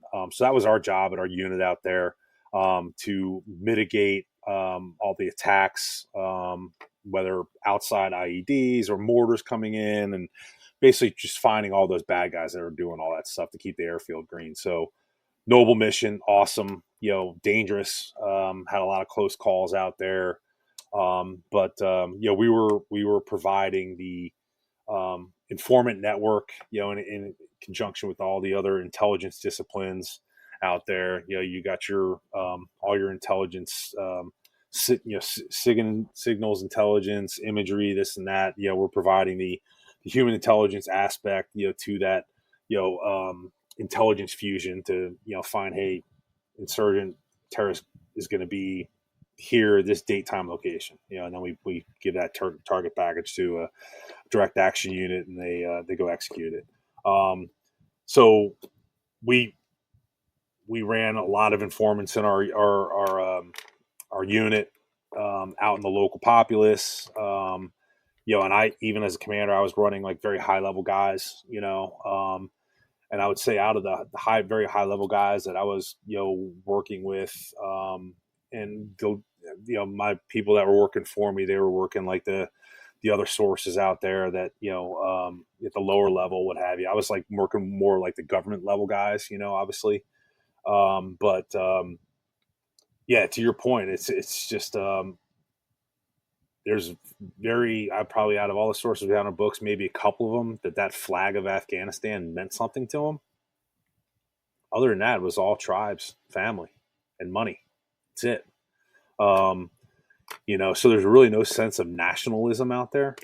So trying to, if you think about it from that, just that standpoint alone, like trying to install like a democratic, institution there, like it just wasn't going to happen. I was like trying to fit a round peg in a square hole. Like, just wasn't going to happen. So why we even tried to do it is like beyond me.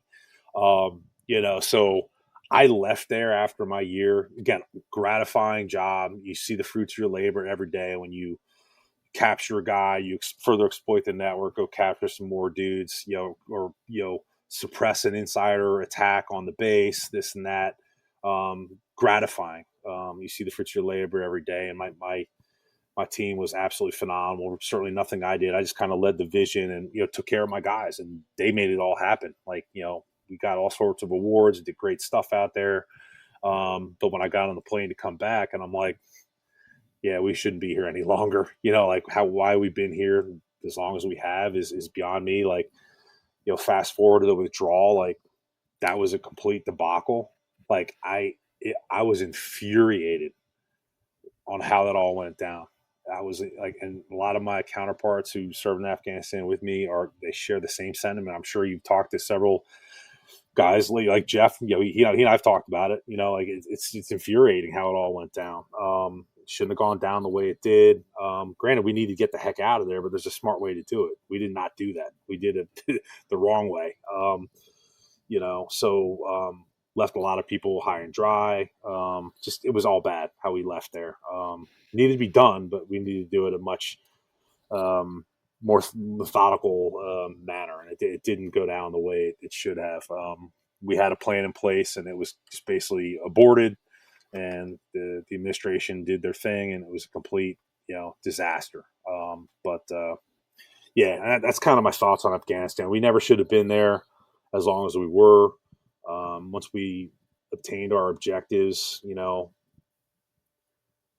I was actually there when we got Bin Laden. Yeah, I mean, I didn't know about it. Obviously, it was a very tight knit group that knew about it. But I was in country, and those guys were training at Jalabad, and they were probably doing training at Bagram where I was during the time frame. And then but once we achieved our objective of removing the Taliban and getting rid of a lot of terrorists out of there, and getting Osama bin Laden, we probably should have left, but we stuck around, and I don't really get. I mean, we need to maintain some sort of presence there, a limited presence, obviously in a counterterrorism capacity, but not as many boots on the ground that we did for so long, for sure. Yeah.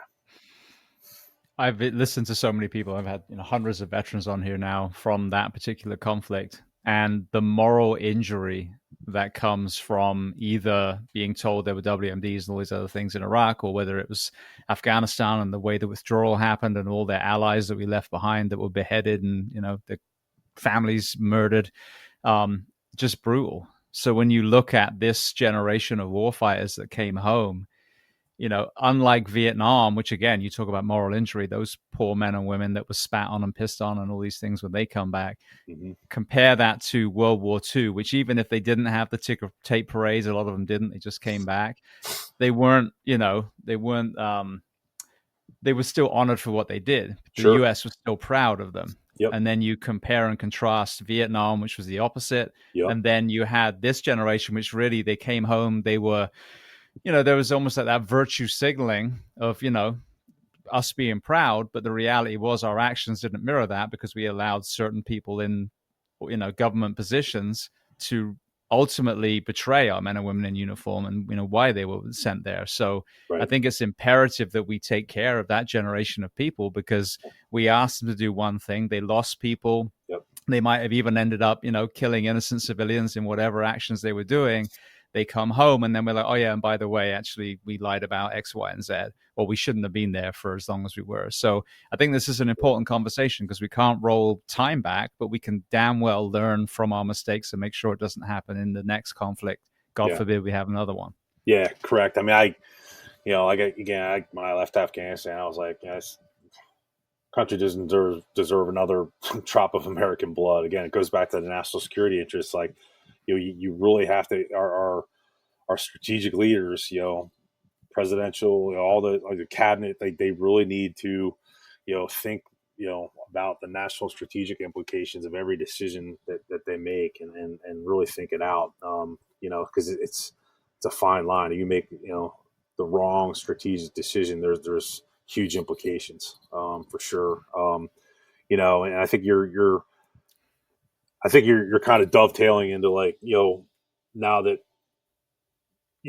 how do we take care of our veterans and all that stuff, like post-war, so on and so forth. And I think that's where you're going, right? Is that where you're heading? Well, we can go there. I've got another question, but let's go there now, and I'll circle around. I think, I'm still involved with a nonprofit called Veterans Villages. It's a nonprofit to provide affordable, safe, and sustainable housing for homeless veterans. There's 40,000 homeless veterans in our country right now, which is unconscionable to me. It's an epidemic, and that's what I'll call it, an epidemic. And it's just crazy that these people, they write a blank check to the U.S. government, and we have these people out and homeless with no roof over their head. It's just crazy to me. So Veterans Villages and other organizations out there focus a lot of efforts on trying to mitigate that crisis, epidemic. My greater point here is, I think, even transitioning out of the military and the civilian sector for like a job, okay, like my bottom line is like the military does a great job of training us to go to combat, this and that. We'll have some hiccups here and there, like the lack of armor and the deaths from IEDs and stuff like that. We'll have some hiccups, here and there. Bottom line, do a great job to train us to fight and win wars. On the flip side, when we come back and transition into civilian society, we don't do too well, as a country. And it's kind of a three-pronged, type problem. Like the individual veteran themselves has to better prepare themselves to transition into civilian society. That's incumbent upon me as a retired veteran or any transitioning service member. But the federal government has to do a better job, and the commercial sector has to do a better job. And I'm talking specifically just transitioning itself. So I don't think enough emphasis is being placed in the commercial market on like what traits that veterans bring to the table in a corporate environment. Immense benefits, right? Just the intrinsics, like the hard work ethic, the camaraderie, the teamwork, communication skills, innovative thinking. I could go on and on about the intrinsic skills that we bring to the table from wearing the uniform. But corporate America doesn't really do a good job on educating themselves on that, and really trying to think, hey, we could bring this veteran in and make them do this role for us, and they'll excel, so on and so forth.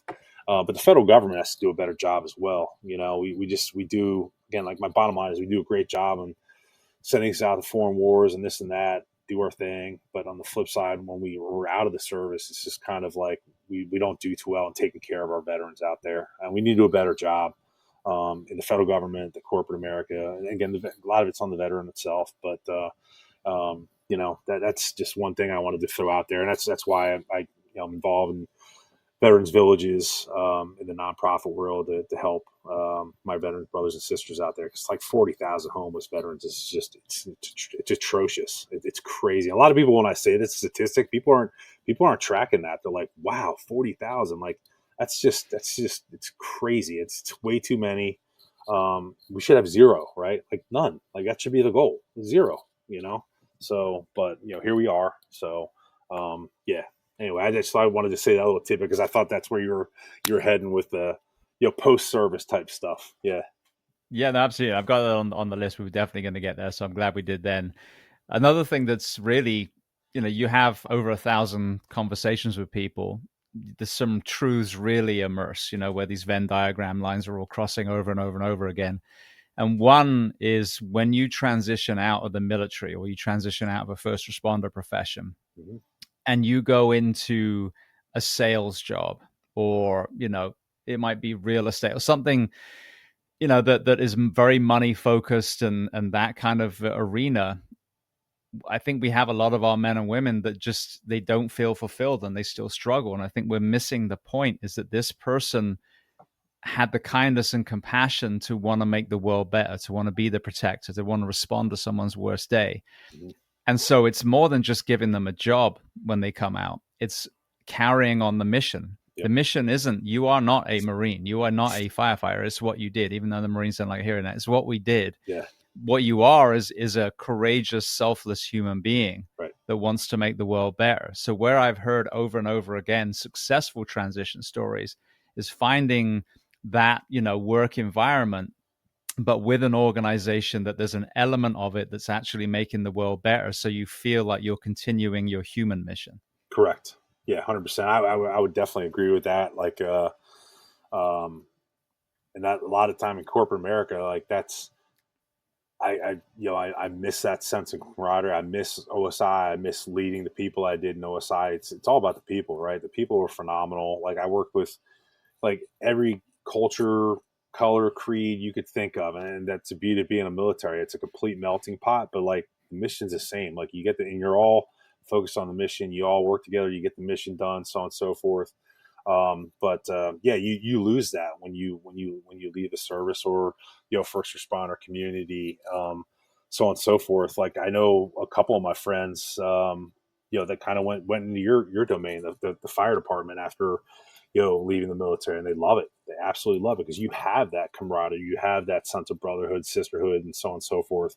But you don't have a lot of that in corporate America. I gravitate towards if you look at since I've retired, a lot of my post-retirement jobs have been in government consulting or so on and so forth, because a lot of retired military folks go work for those companies. So I still have like-minded people there because I'm with kind of my people, because we all think alike. We know how to get something done. We all have those intrinsic skills that we all bring to the table. You want to be with your tribe, right? So yeah, but it's easier said than done. So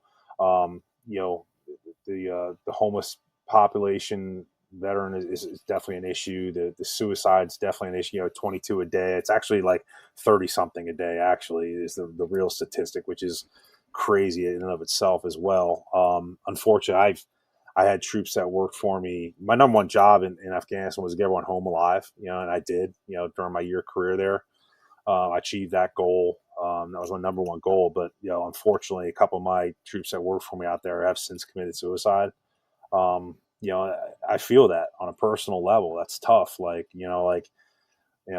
talked to my deputy about it. And I'm like, hey, man, I was like, had either one of those guys given us a call, you and I would have been on the next flight out there to be there for them. He's like, yeah. He's like, boss, I hear you, but you can't save everybody. I get it. But, it's tough pill to swallow. And so that two guys took their own lives after they got home safely. And then, I lost a troop in Iraq when I was the home station commander in Utah. And that was real tough to deal with, taking care of the family and stuff like that. But, yeah, I mean, we just need to do a better job of taking care of our veterans, our first responders out there on the flip side of once they're done, hanging up their respective uniforms and so on and so forth. Because, we have a lot of invisible scars, so we just need to do a better job collectively. Like the 30 plus a day, it's just crazy. And the 40,000 homeless, we just need to do a better job collectively. Yeah, for sure. What's been interesting over the almost 9 years now of the podcast, I saw the ripple effect of drug prohibition on the streets as a firefighter and a paramedic. I pulled the yellow sheets over so many people, whether it was the gang violence attached to it, the overdoses, the sex workers, the homelessness, et cetera, et cetera. And so as I progressed through my career, I'm like, this isn't working. This drug prohibition thing that we have, this war on drugs, air quotes, is a complete failure. And it was funny because my mom had actually moved to Portugal a while ago, about 22 years ago. So when I got in, deeper into the podcast, she said, well, hey, did you know what we did here in Portugal? And about, I think it was about 20 years ago now. Yeah, it was right around 2000. They had a massive opioid crisis because a lot of the Portuguese had been sent to one of their colonies in Africa for a war, become addicted, came back, and it kind of spread. It's a very small country. And at that time, they had the worst crisis of anywhere, certainly in Europe. I don't know if it was the whole world, and it was really interesting because going back to what we've talked about a lot, it's a very truly democratic country where the people really have a voice, and they put it to the people. Look, we've tried this kind of, what is an American model, the war on drugs model, and it's just not working. Mm-hmm. So we are considering making addicts medical patients instead of putting them in prisons. So they decriminalize. So you can go into a store and buy meth and crack and all the things. But if you were caught with the user's amount, you basically were given an interview. and it was an educational interview on all the resources that are available. Mm-hmm. They took a huge amount of money, which we didn't do in America, and put it into drug counseling, mental health counseling, job creation, housing, all the things that a human being needs to get back on their feet. And they reversed it in less than 10 years and had the lowest addiction in Europe, if not the world. Wow. So when we're bringing solutions to problems, to me, that's phenomenal. Now you layer it. Early in the interview, I would ask our warfighters about, the drug element in Afghanistan, and it was super tight-lipped. And I don't know what happened. After about 3 years, all of a sudden, I was hearing stories of opium fields being told to be burnt, not be burnt. Mm-hmm. And you start to then learn about how much of the terrorism that was happening against our troops was funded by the illicit drug trade. Right. Then you look at the cartels. Then you look at the fact that a lot of our people are coming home, and MDMA and psilocybin and ibogaine, all these air quotes illegal, Class A drugs, are actually healing our first responders and military. Right. So James Gearing's opinion is that I feel like, we have to have the humility again to say the way we did it isn't working. It's been since the 30s, so we're talking 80 plus years now. And maybe we have to be humble enough and look at Portugal and Japan and some of these other places that are doing similar things, and take the addict and put it in the hands of the medical community. Because I would venture to say that probably a lot of those 40,000 veterans have an element of addiction as well. And they're in the underworld, they're in the shadows because of the shame and the guilt that our laws are put on. Right. Huge monologue before this question. Now, taking that all aside, what is your perspective of, I'm talking about the addict, not the smuggler, not the dealer, putting them in the hands of the medical community rather than the criminal community that we do at the moment? Yeah, I mean, I think if you have a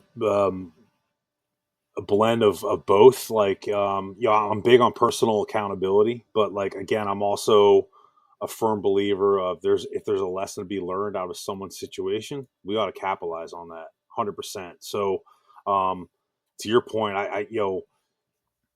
the bottom line is, from my perspective, if we don't, what creates the illicit drug trade here? The demand.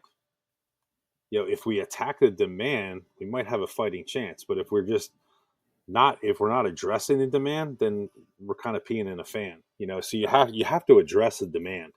If we don't address that, we're turning a blind eye. I mean, you could fight drugs till the cows come home, and not have a real dent unless you attack the demand. So I think there's definite merit in a model like that. I appreciate you sharing it with me, because I wasn't tracking that at all. But I think there's definitely merit in there. You got to do both. But again, like to my earlier point, like everyone has something to bring to the table. Everyone has a story to be told. Like if we don't try to extract the lessons learned from a drug addict's life and apply that to decrease the demand, then we're silly. We need to be doing that 100%. Like I'm just a firm believer in that. If we don't attack the demand, then like, what are we doing?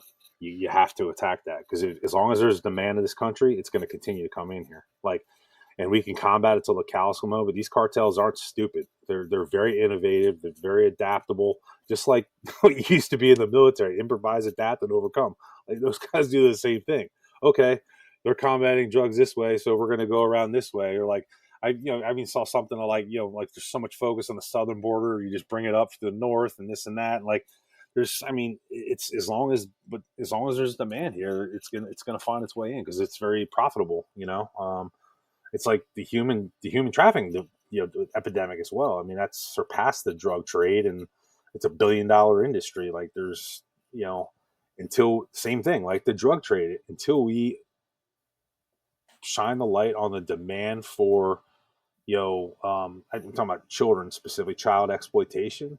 Then we're it's a long fight, man. It's sad. I mean, the drug trafficking thing and the human trafficking thing, the child exploitation thing. There's demands there, so we have to attack the root cause, i.e., demand for those things, and then combat it from both ends, essentially. Hopefully that makes sense. Yeah. No, it does. And that's what I talked about too. I mean, you're cutting the head off the snake with the demand. We are 4% of the world's population, and we consume 75% of the world's opioids. Crazy. And that arguably was primarily magnified by Purdue Pharma.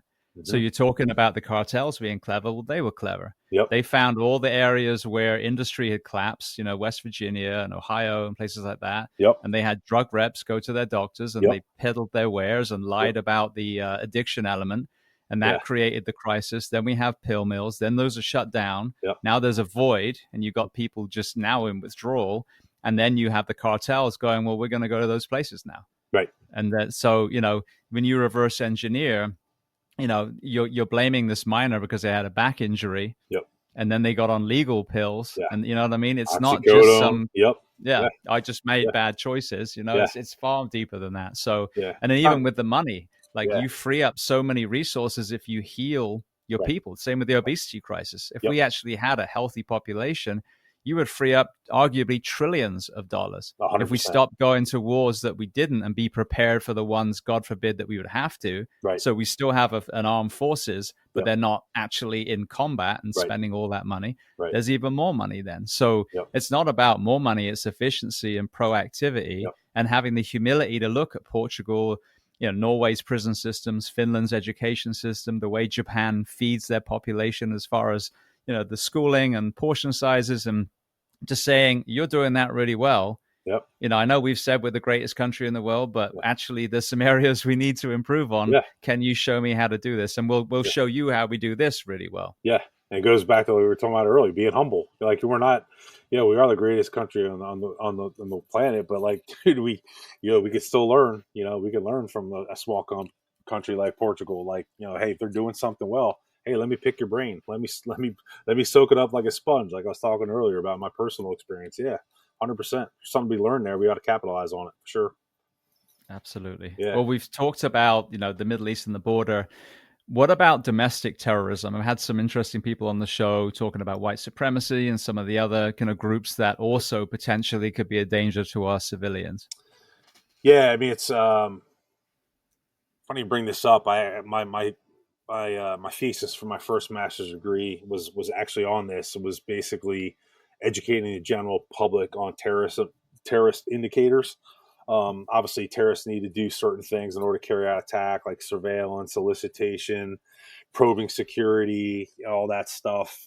So my thesis was really focused on educating the general public who was going to do it, this and that. It's the domestic terrorism piece. I think it's one of those things that we need to keep a tab on, for sure. And I think, with the white supremacist thing, I'm just a back to basics guy. These gangs and the cults and all that stuff that surface that, can eventually carry out domestic terrorist attacks, whatever. It all boils down to a sense of belonging, right?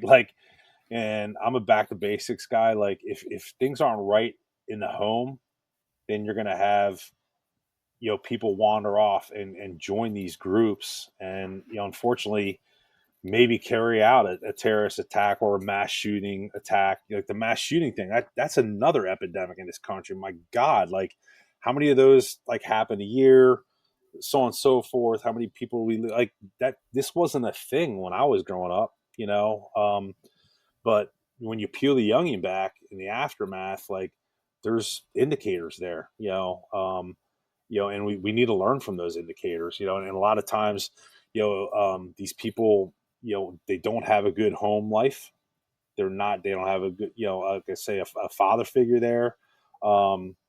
Parents are absent, so I'm a big firm believer in basic roots of family life. You got to have a good environment. You're a product of your environment. If your environment's shitty, you're going to do shitty stuff, so, that just goes from the foundational principles of being good people out there. And it goes back to what we were talking about, in the beginning, just being good people, honest, and making a positive impact in your community every day. We've strayed away from that from the family standpoint.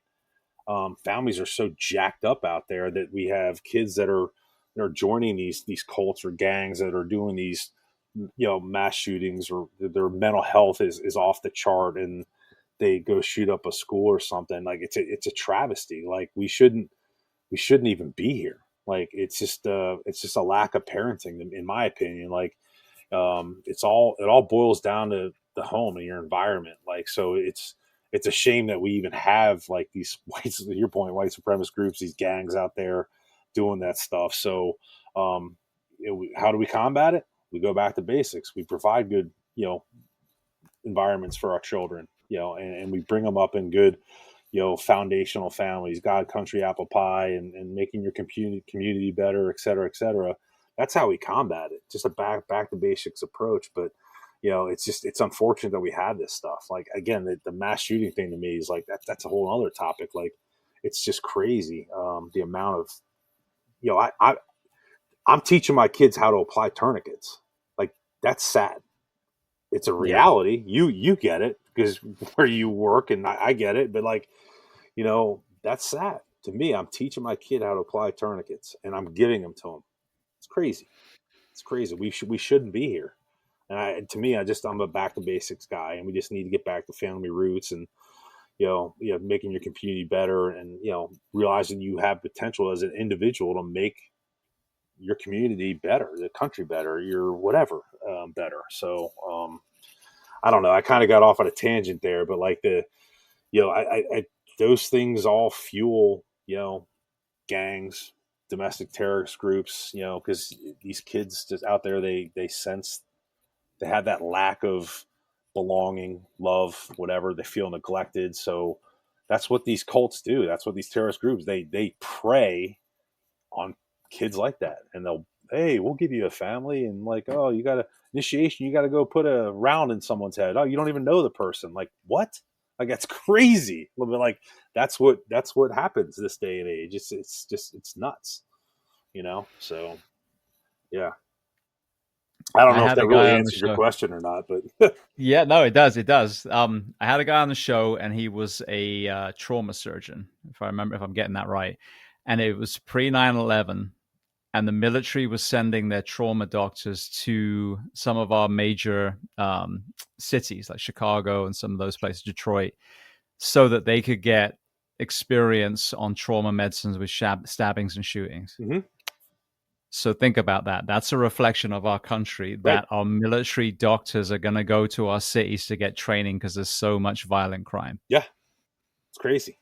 It's absolutely insane. Like I think I was telling my older son's like pre-med, and at one point he wanted to be a neurosurgeon. And so like through my network, I hooked him up with a friend of mine, and he was a trauma neurosurgeon. So he shadowed him a couple of times, and like he would see like gunshot wounds, this and that. It's just like it's insane. It's crazy.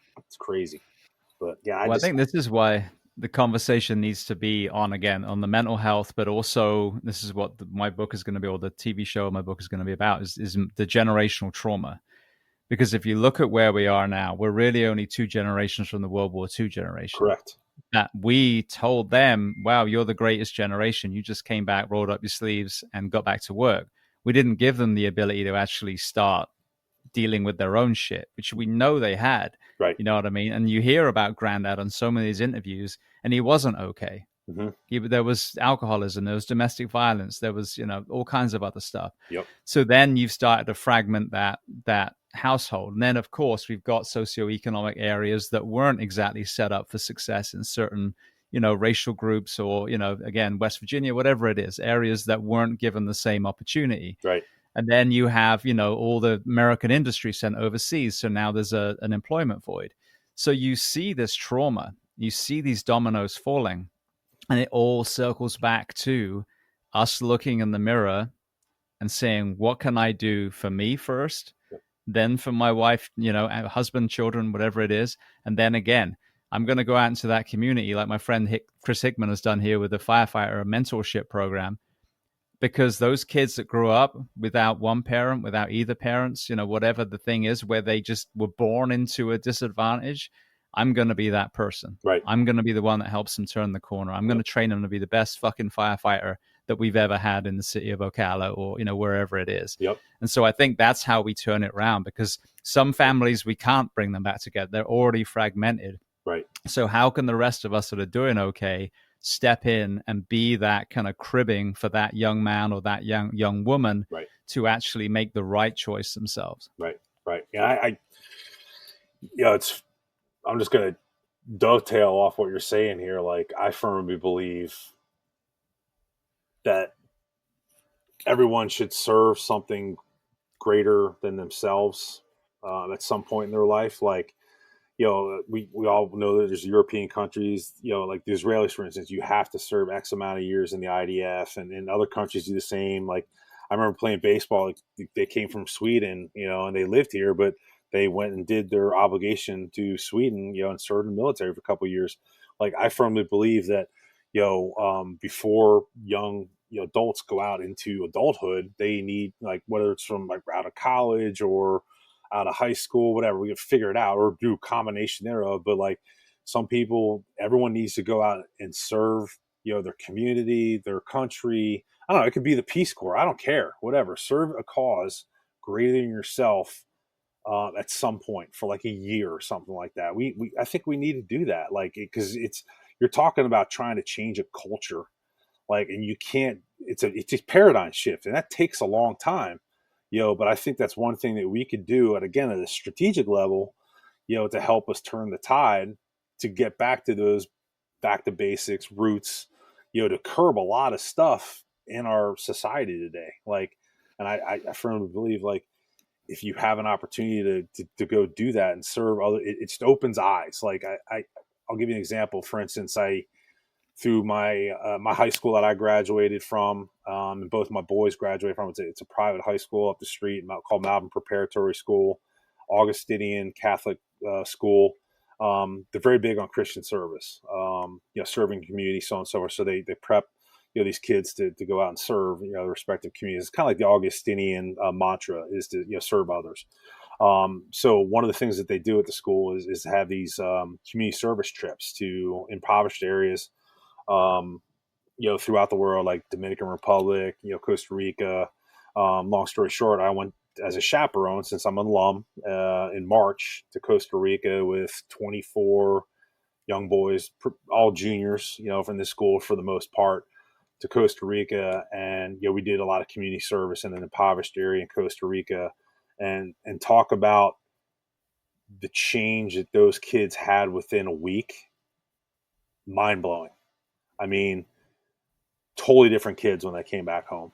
And, we talked a lot about this stuff. There's other two alumni chaperones, and then there was a company they hired to facilitate it. And they had local guys that are kind of our guides and this and that. But, to see the change in these young men, it's an all boys Catholic school, between when they got there and they came back, just by doing a week of community service in an impoverished area, it was monumental. And I saw it firsthand. Like, so it's just little things like that. We just, as a country, I think we need to do like more of that stuff. Like, that's a private school. Like, it's not cheap. So like, the parents, they're making that investment in their children. But like, if you don't go to a private school that has a program like that, you're not going to get that. Like, so my point is, on a national grand scale, we need to do something to bring opportunities to our youth to provide, those serving something better than yourself type opportunities, so to speak. Bottom line. Yeah. Yep. No, I agree completely. And this is what's so sad. Like, there's not that voice of, to kids, you can be anything, which I think was really one of the American fundamental things. This was a land of opportunity. And then again, the disconnect between a lot of the holy books that people read and the kindness and compassion and empathy that these prophets had, and how we're acting today, and the message that's out there. And I think there is a huge narcissistic element, and it is about me. Yep. And there's no I in the USA. There's an us. You know what I mean? That's very, very cheesy, but it's true. No, this is a community element. So we need to put that back. Yeah. When I was little and growing up in England, there was a couple of TV shows. One of them was called Blue Peter. And the whole show would be, there'd be some interesting things, like a kid on a BMX or whatever, but there would always be what is going on in the world and how can we help? And they would organize these like nationwide, bake sales or, whatever it was. And we would raise, school kids, we would raise money, and it would go to Ethiopia during the famine, or, whatever the thing was. So not only were we being educated on some of the things and how lucky you were and what was going on, yep. but also to be part of that solution. And I think we need to absolutely refine that, because again, going back to World War II, that's what our, grandparents did. Whether they picked up arms or whether they worked in the factories, they were part of this movement that saved, Yep. millions of people. Oh yeah. And here we are now, and all of a sudden it's about me. And so I couldn't agree more. Sebastian Junger talked about this. Yeah. National service doesn't have to necessarily be military. Right. You can have other groups, whether you're working on the environmental side or assisting first responders or whatever it is. But giving back to your country, I think it would absolutely just smite this kind of narcissism that we have, and this selfishness and this, worship of the monopoly that's just kind of this cancer that's going around at the moment. Yeah. I mean, God, go work at a nonprofit for a year or something. Whatever. I mean, there's a million ways to make this happen. We just gotta strategically got to make it a priority somehow. Like, until we do that, I think we're the me thing is just, it's a way to go, not the way to go in my opinion, but there's just so much to learn out there, and you when you serve others, you just there's a sense of gratification, and not only that, but you're making an impact. It's like you're throwing a pond with a little pebble in a pond. You're having that ripple effect, right? Like if you go in a impoverished community and you help them out, like maybe one of those kids that you helped out at some point is gonna later go do the same thing, like so on and so forth. So there's the ripple in the pond effect. It's I think we just could do a better job of that. Like there's got to be some sort of, be great if like some sort of mandate came out, like, hey, you gotta do something, figure it out, but you gotta start something, more than yourself, and then, that'd be great. I'd love it. Get that back to basics, to the table for sure. Absolutely. Yeah. All right. Well, I want to throw some closing questions at you, but just one more area before we do. Talk to me about the consulting firm that you're setting up now. Yeah. So Jones and Associates Consulting and Concierge Services just started in January. Obviously, me being a retired federal agent, working in the national security sector, law enforcement sector, my entire career, I've got a lot of subject matter expertise in those domains, like the mass shooting, thing. For instance, one of my referral partners is a company called Zero Eyes. They have some wicked AI technology that is installed within existing CCT cameras, and it's basically a gun identification technology. So if you brandish a weapon, it's not foolproof, right? It could be a BB gun or, like, say, a Nerf gun. The technology is gonna hit, but they've got guys like me, retired law enforcement, military, that know weapons, et cetera, are able to say, hey, that's a false positive, or hey, that's a cop somewhere, like it's legit, whatever. But bottom line, the whole concept is to increase the response time for first responders to take out an active shooter. The consulting business, again, I've got a lot of referral partnerships there to help companies get some sales for their respective companies. I've got a couple of consulting science clients that I help them with in those arenas, the national security arena, intelligence community arena, law enforcement arena. My wife's also a retired federal agent, so she's now teaching French and Spanish. She's got that language skill that I never had, but the whole concept is kind of like, as we get older and we're done our full-time jobs, we can focus all our time and energy into the consulting business, build it out. There's like a concierge part to it as well, whether it's taking care of errands for like an elderly couple in the area, or helping out with certain things for a family in the area. We can do that as well. But it's really heavy on the consulting. There's a little concierge part to it to help with some concierge services, like executive protections one too. I mean, I used to do that mission, so it would be executive protection for people, like ever since that CEO of the insurance company got taken out, there's a huge push for that, obviously, to provide security for corporate executives and things like that. So it's still embryonic at this point, but crawl, walk, run. Got a few clients now, like majority referral partners. that I'm helping out, some consulting. But yeah, we're going to build this out as we go, and look forward to working with my wife on it, and we'll continue pressing forward with it for sure. And where can people find that online?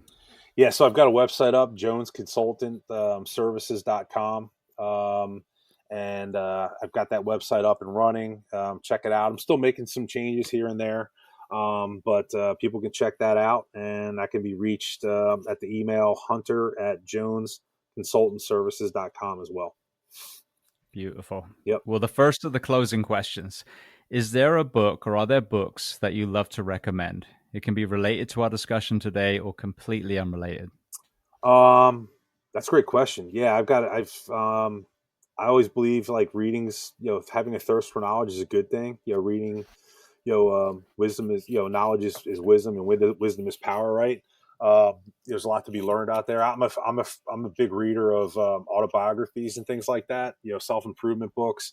I'm not really into the fiction stuff because, like, yeah, okay, it's cool. Like, you can let your imagination roam and stuff like that. But like, unless there's like things to like learn or like take away from a book, like I just, I've got, I'd rather pour my time into like, autobiographies and self-improvement books and stuff like that. So to that point, the best team, again, I'm being a team guy, being a football guy. The best team book I ever read was Hard Hat 21. Phenomenal book about the Cornell lacrosse team. Long story short, guy lost his life on playing lacrosse for Cornell, but this young individual was he was a team guy, and the book's really like all about him and how he lived his life, and it's just a great story. If you look at the Cornell lacrosse team, they still have like the helmet. It says it's a worker's helmet. It has a 21 on it, and basically what they do is they pass the helmet from, I think it's week to week or maybe month. I mean, it's probably week to week on like the hardest working team player, like, a week of practice or whatever. So they pass this hat along amongst the team, which I think is really cool, like symbolism, right? So, but it's a great book. Probably the best team book I've ever read in my life. The Gift of Fear is a good book by Gavin DeBecker. From a security standpoint, like it's just basically talks about the intrinsic skill or capability that you have, that the little hair on the back of your neck, like if it stands up, like don't double guess it. Like you're walking down the street and you see a couple guys off in the distance, and that little, like, turn around, like don't, it's things like that. It's just making yourself more aware of your surroundings, and really to trust your intrinsic inborn ability to sense fear and tap into it to keep you safe in a world of chaos, right? That's a great book as well. I mean, there's a lot of good autobiographies out there. I like the Extreme Ownership's a great book by Jocko and Leif Babin out there. Those are just a few off the top of my head. I mean, I could get you more, but those are three that kind of, that make your bed in the morning. Admiral McCraven, I think he's got a book out about that. McChrystal's books are really good. Stanley McChrystal's books. Those are all great things, and great things to pass on for sure. To learn a lot from those people, and because they've done tremendous things out there, and got an opportunity to learn. General Mattis's books, great. Schwarzkopf's books, really good. There's a ton of them out there. Brilliant. What about films and documentaries? I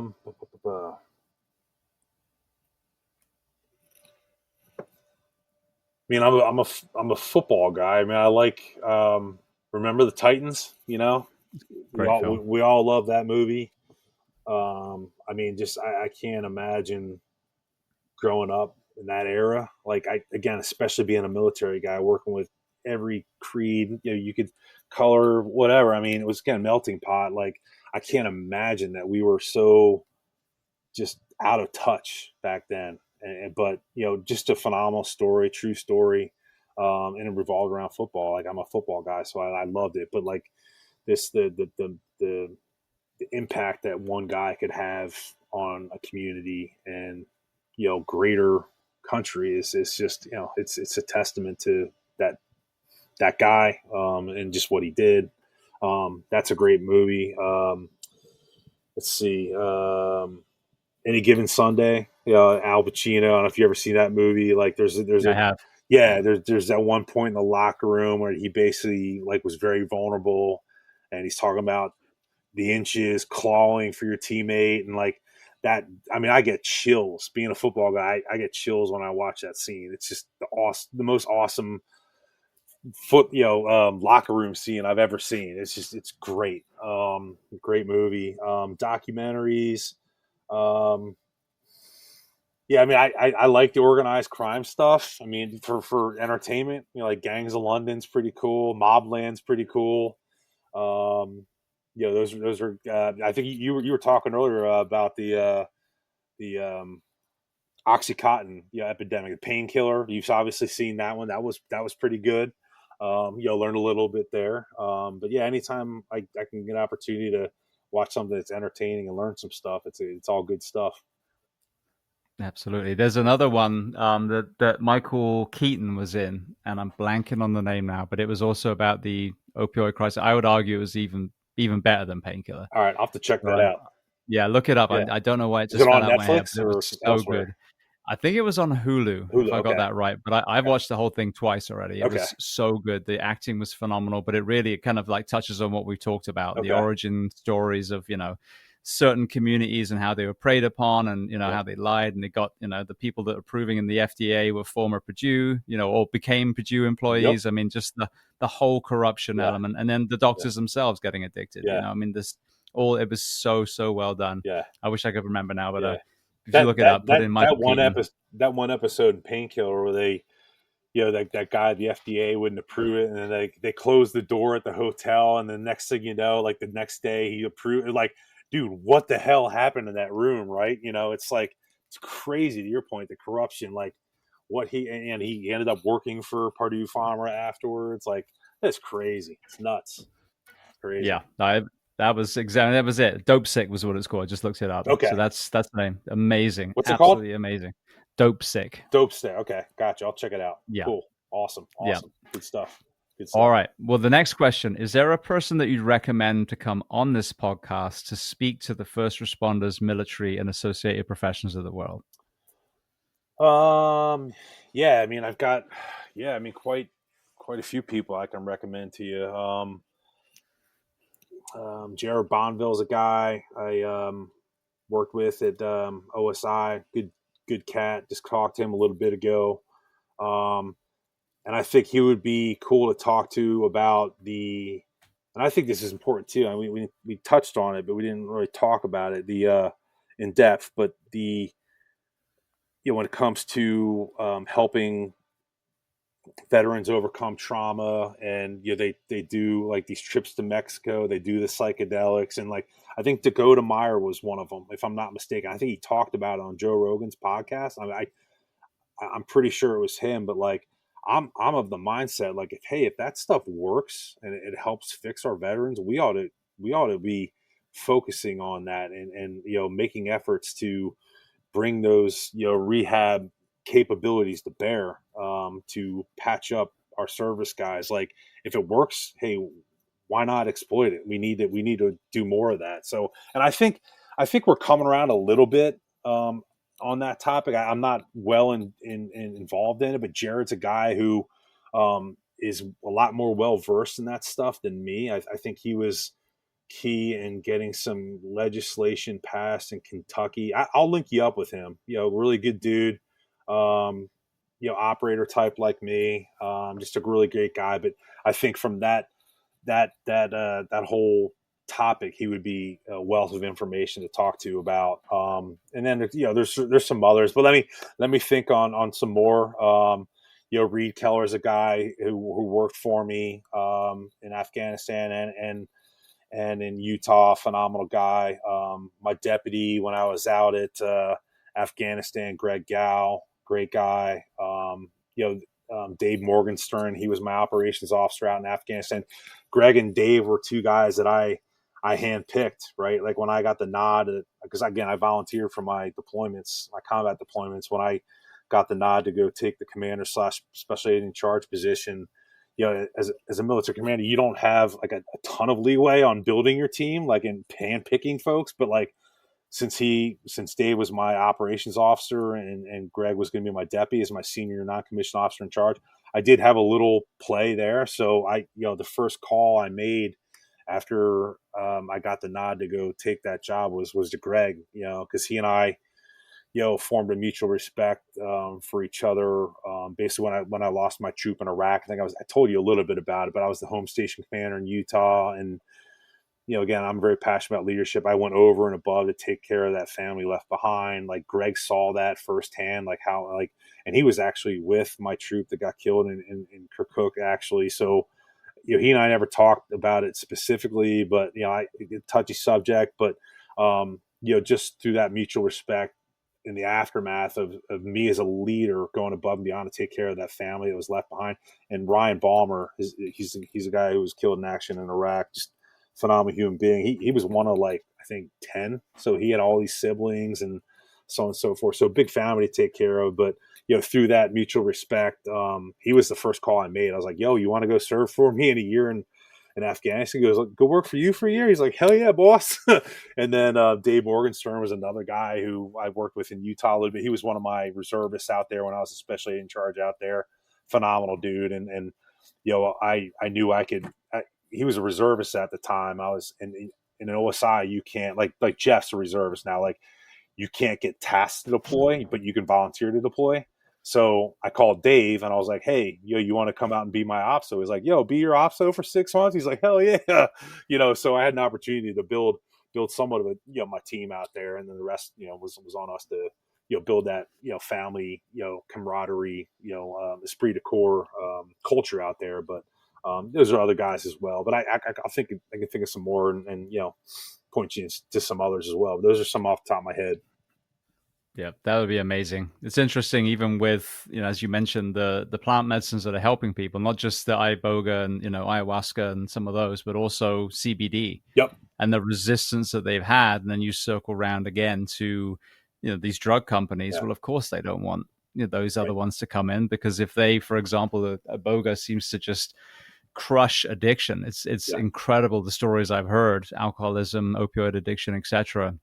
Well, then how am I going to sell all my pills if people are getting better, and that's sadly, a big kind of spotlight on the things that are broken. There's, other countries, Norway and the Scandinavian countries, Japan, they save a huge amount of money because their people are healthy. Correct.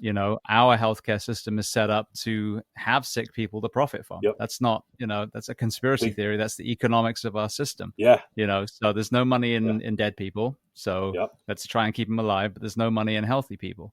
Yep. Or as one of my guests corrected me, there is money in healthy people. Right. But now you're talking about the preventative medicine side and nutrition and exercise and all those things, which is great. Make money in there. Yep. But when we're seeing resistance to these plant medicines that are legitimately helping, and they're not the magic bullet, there's other things you need to do as well. Yeah. But there's so much resistance on the political level. We as a nation have to ask ourselves, well, why? Yeah. And how do we change it? 100%. It all boils down to the mighty dollar. I mean, you probably know this. Like, you look at TV, like 75% of commercials are what? Pharma. Crazy. Mm-hmm. Like, to your point, it's like, it's a cash cow. Like, and when you think about anything, like everything, a lot of things boil down to the mighty dollar. Like, Congress, Senate, like they've got huge investments in pharma. So of course they want the pharma companies to do well. Like, we can go on and on about the insider trading stuff. Like, it happens. It's crazy. Totally illegal for you and I to do it, but they do it. Like, so it all boils down to the mighty dollar. Like, it's like 75% of the commercials are pharma. What? It's nuts. It's nuts. So it is. Yep. And we're one of only 2 countries on the planet that allows drug commercials on television. The other one, which is crazy to me because I think of it, what used to be a very kind of healthy country, is New Zealand. Wow. Okay.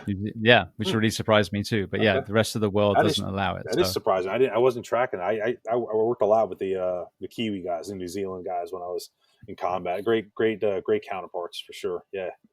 Yeah, absolutely. Yeah, crazy. All right. Well, then the last question before we can underline where we can find you online. Yep. What do you do to decompress?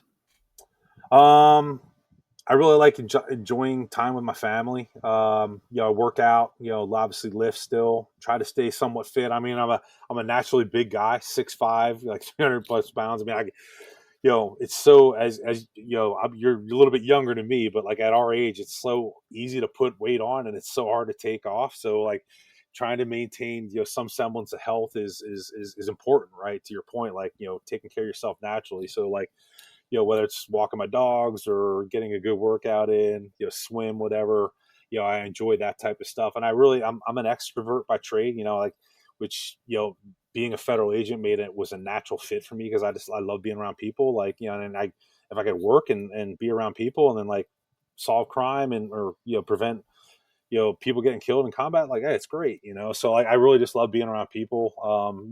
Love spending time with my friends, my family.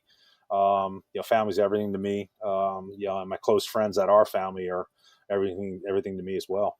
That's what I like to do to decompress. And I, serving stuff other than me, like, coaching, I still love that. Obviously I'm still doing that. The nonprofit space still, we're Veterans Villages we're actually in the process of transitioning over to another person that's going to take it on. I'll still stay on as like an advisor or whatever if the new ownership wants us, but if not, then I'll go elsewhere. And veterans causes are very near and dear to my heart. So anywhere I can help in that domain, I've volunteered my time with like Travis Manion a couple times. It's veterans causes are near and dear to my heart. Yep, for sure. I still need to get Ryan Manning on the show one day. She's great. Yeah, you never gotten her on? Not yet. Okay. No, she was at the Go Rock had a thing called the Sandlot Games a couple of years, Okay. and she was there. They did the Mannion Wad as one of the events there. But yeah, it's just I keep meaning to, I just haven't yet. Gotcha. I mean, I know her. She knows me. Not really. I mean, she's a busy person. Wherever I see her, like in the public, like, she's always like a guest speaker somewhere or so on and so forth. But like, there's a local guy. He's way more involved in Travis Manion Foundation than I am. But Joey Fay is his name. He's a Navy football guy too. So we obviously have that brotherhood. I could link you up with him. He would be a great person to talk to as well. Now I'm thinking about it. Very much like me, Naval Academy grad, just good dude. A lot more involved with Travis Manion, but he may be a good lead in to get like, Ryan on your show for sure. Colonel Mannion's a great guy too. Ryan's dad. He's phenomenal. He's getting a little bit older, but still just great American, Colonel Marine Corps, just a great guy. But yeah, just a great foundation. But I can link you up with Joey Fay for sure, and you can pull that string. Yeah, that'd be amazing. Yeah. Thank you so much. Yeah. All right. Well, then for people listening, just kind of reiterate again your website and then any other places on social media people can find you. Yeah, you can find me on LinkedIn, active LinkedIn guy. Got over like 9,000 connections there, so feel free to connect to me there. Hunter K. Jones. Obviously, my website, Jones and Associates Consulting, www.jonesconsultantservices.com. Obviously on Facebook as well. Not on there as much, it can be, good and bad, right? But on LinkedIn pretty much every day, daily. It's probably the best place to get me, or on my website. And like Facebook Messenger, again, I check that once in a while, but LinkedIn's a place to go. Brilliant. Well, I want to thank you so much. It's been such an amazing conversation. And this is what I love about, interviewing people that were actually there, rather than having a political sway or, whatever bias someone would have. When we hear the people that, whether it was in combat, whether it was at 9/11, whatever it is, that, you get to hear the actual, the voice of the people that saw it with their own eyeballs. So it's been such an invaluable conversation. Yeah. So I want to thank you so much for being so generous with your time and coming on the Behind the Shield podcast today. Yeah, no, and I appreciate you giving me the opportunity to do so. It's been awesome. Great getting to know you too, and glad we finally made this work. And I think, how many books do you have out? And I wanted to ask you this. 2 now. 2 now. So you got another one coming out? Not for a while. No, okay. I got an idea for another one, but the next thing is making the second one into a TV show. That's my next mission. All right. So I'll have to get a couple of those copies. I'd like to get you to, autograph them and, put a little note in there for me at some point. We can handle that offline, but I wasn't tracking the books and stuff, but I'm definitely going to dive into them. I've really enjoyed the time being with you, and, I'll get you over some contact information from other people to have on this podcast. And, if I can ever do anything for you or your family, by all means, let me know. I'm here to serve. So that's what I do.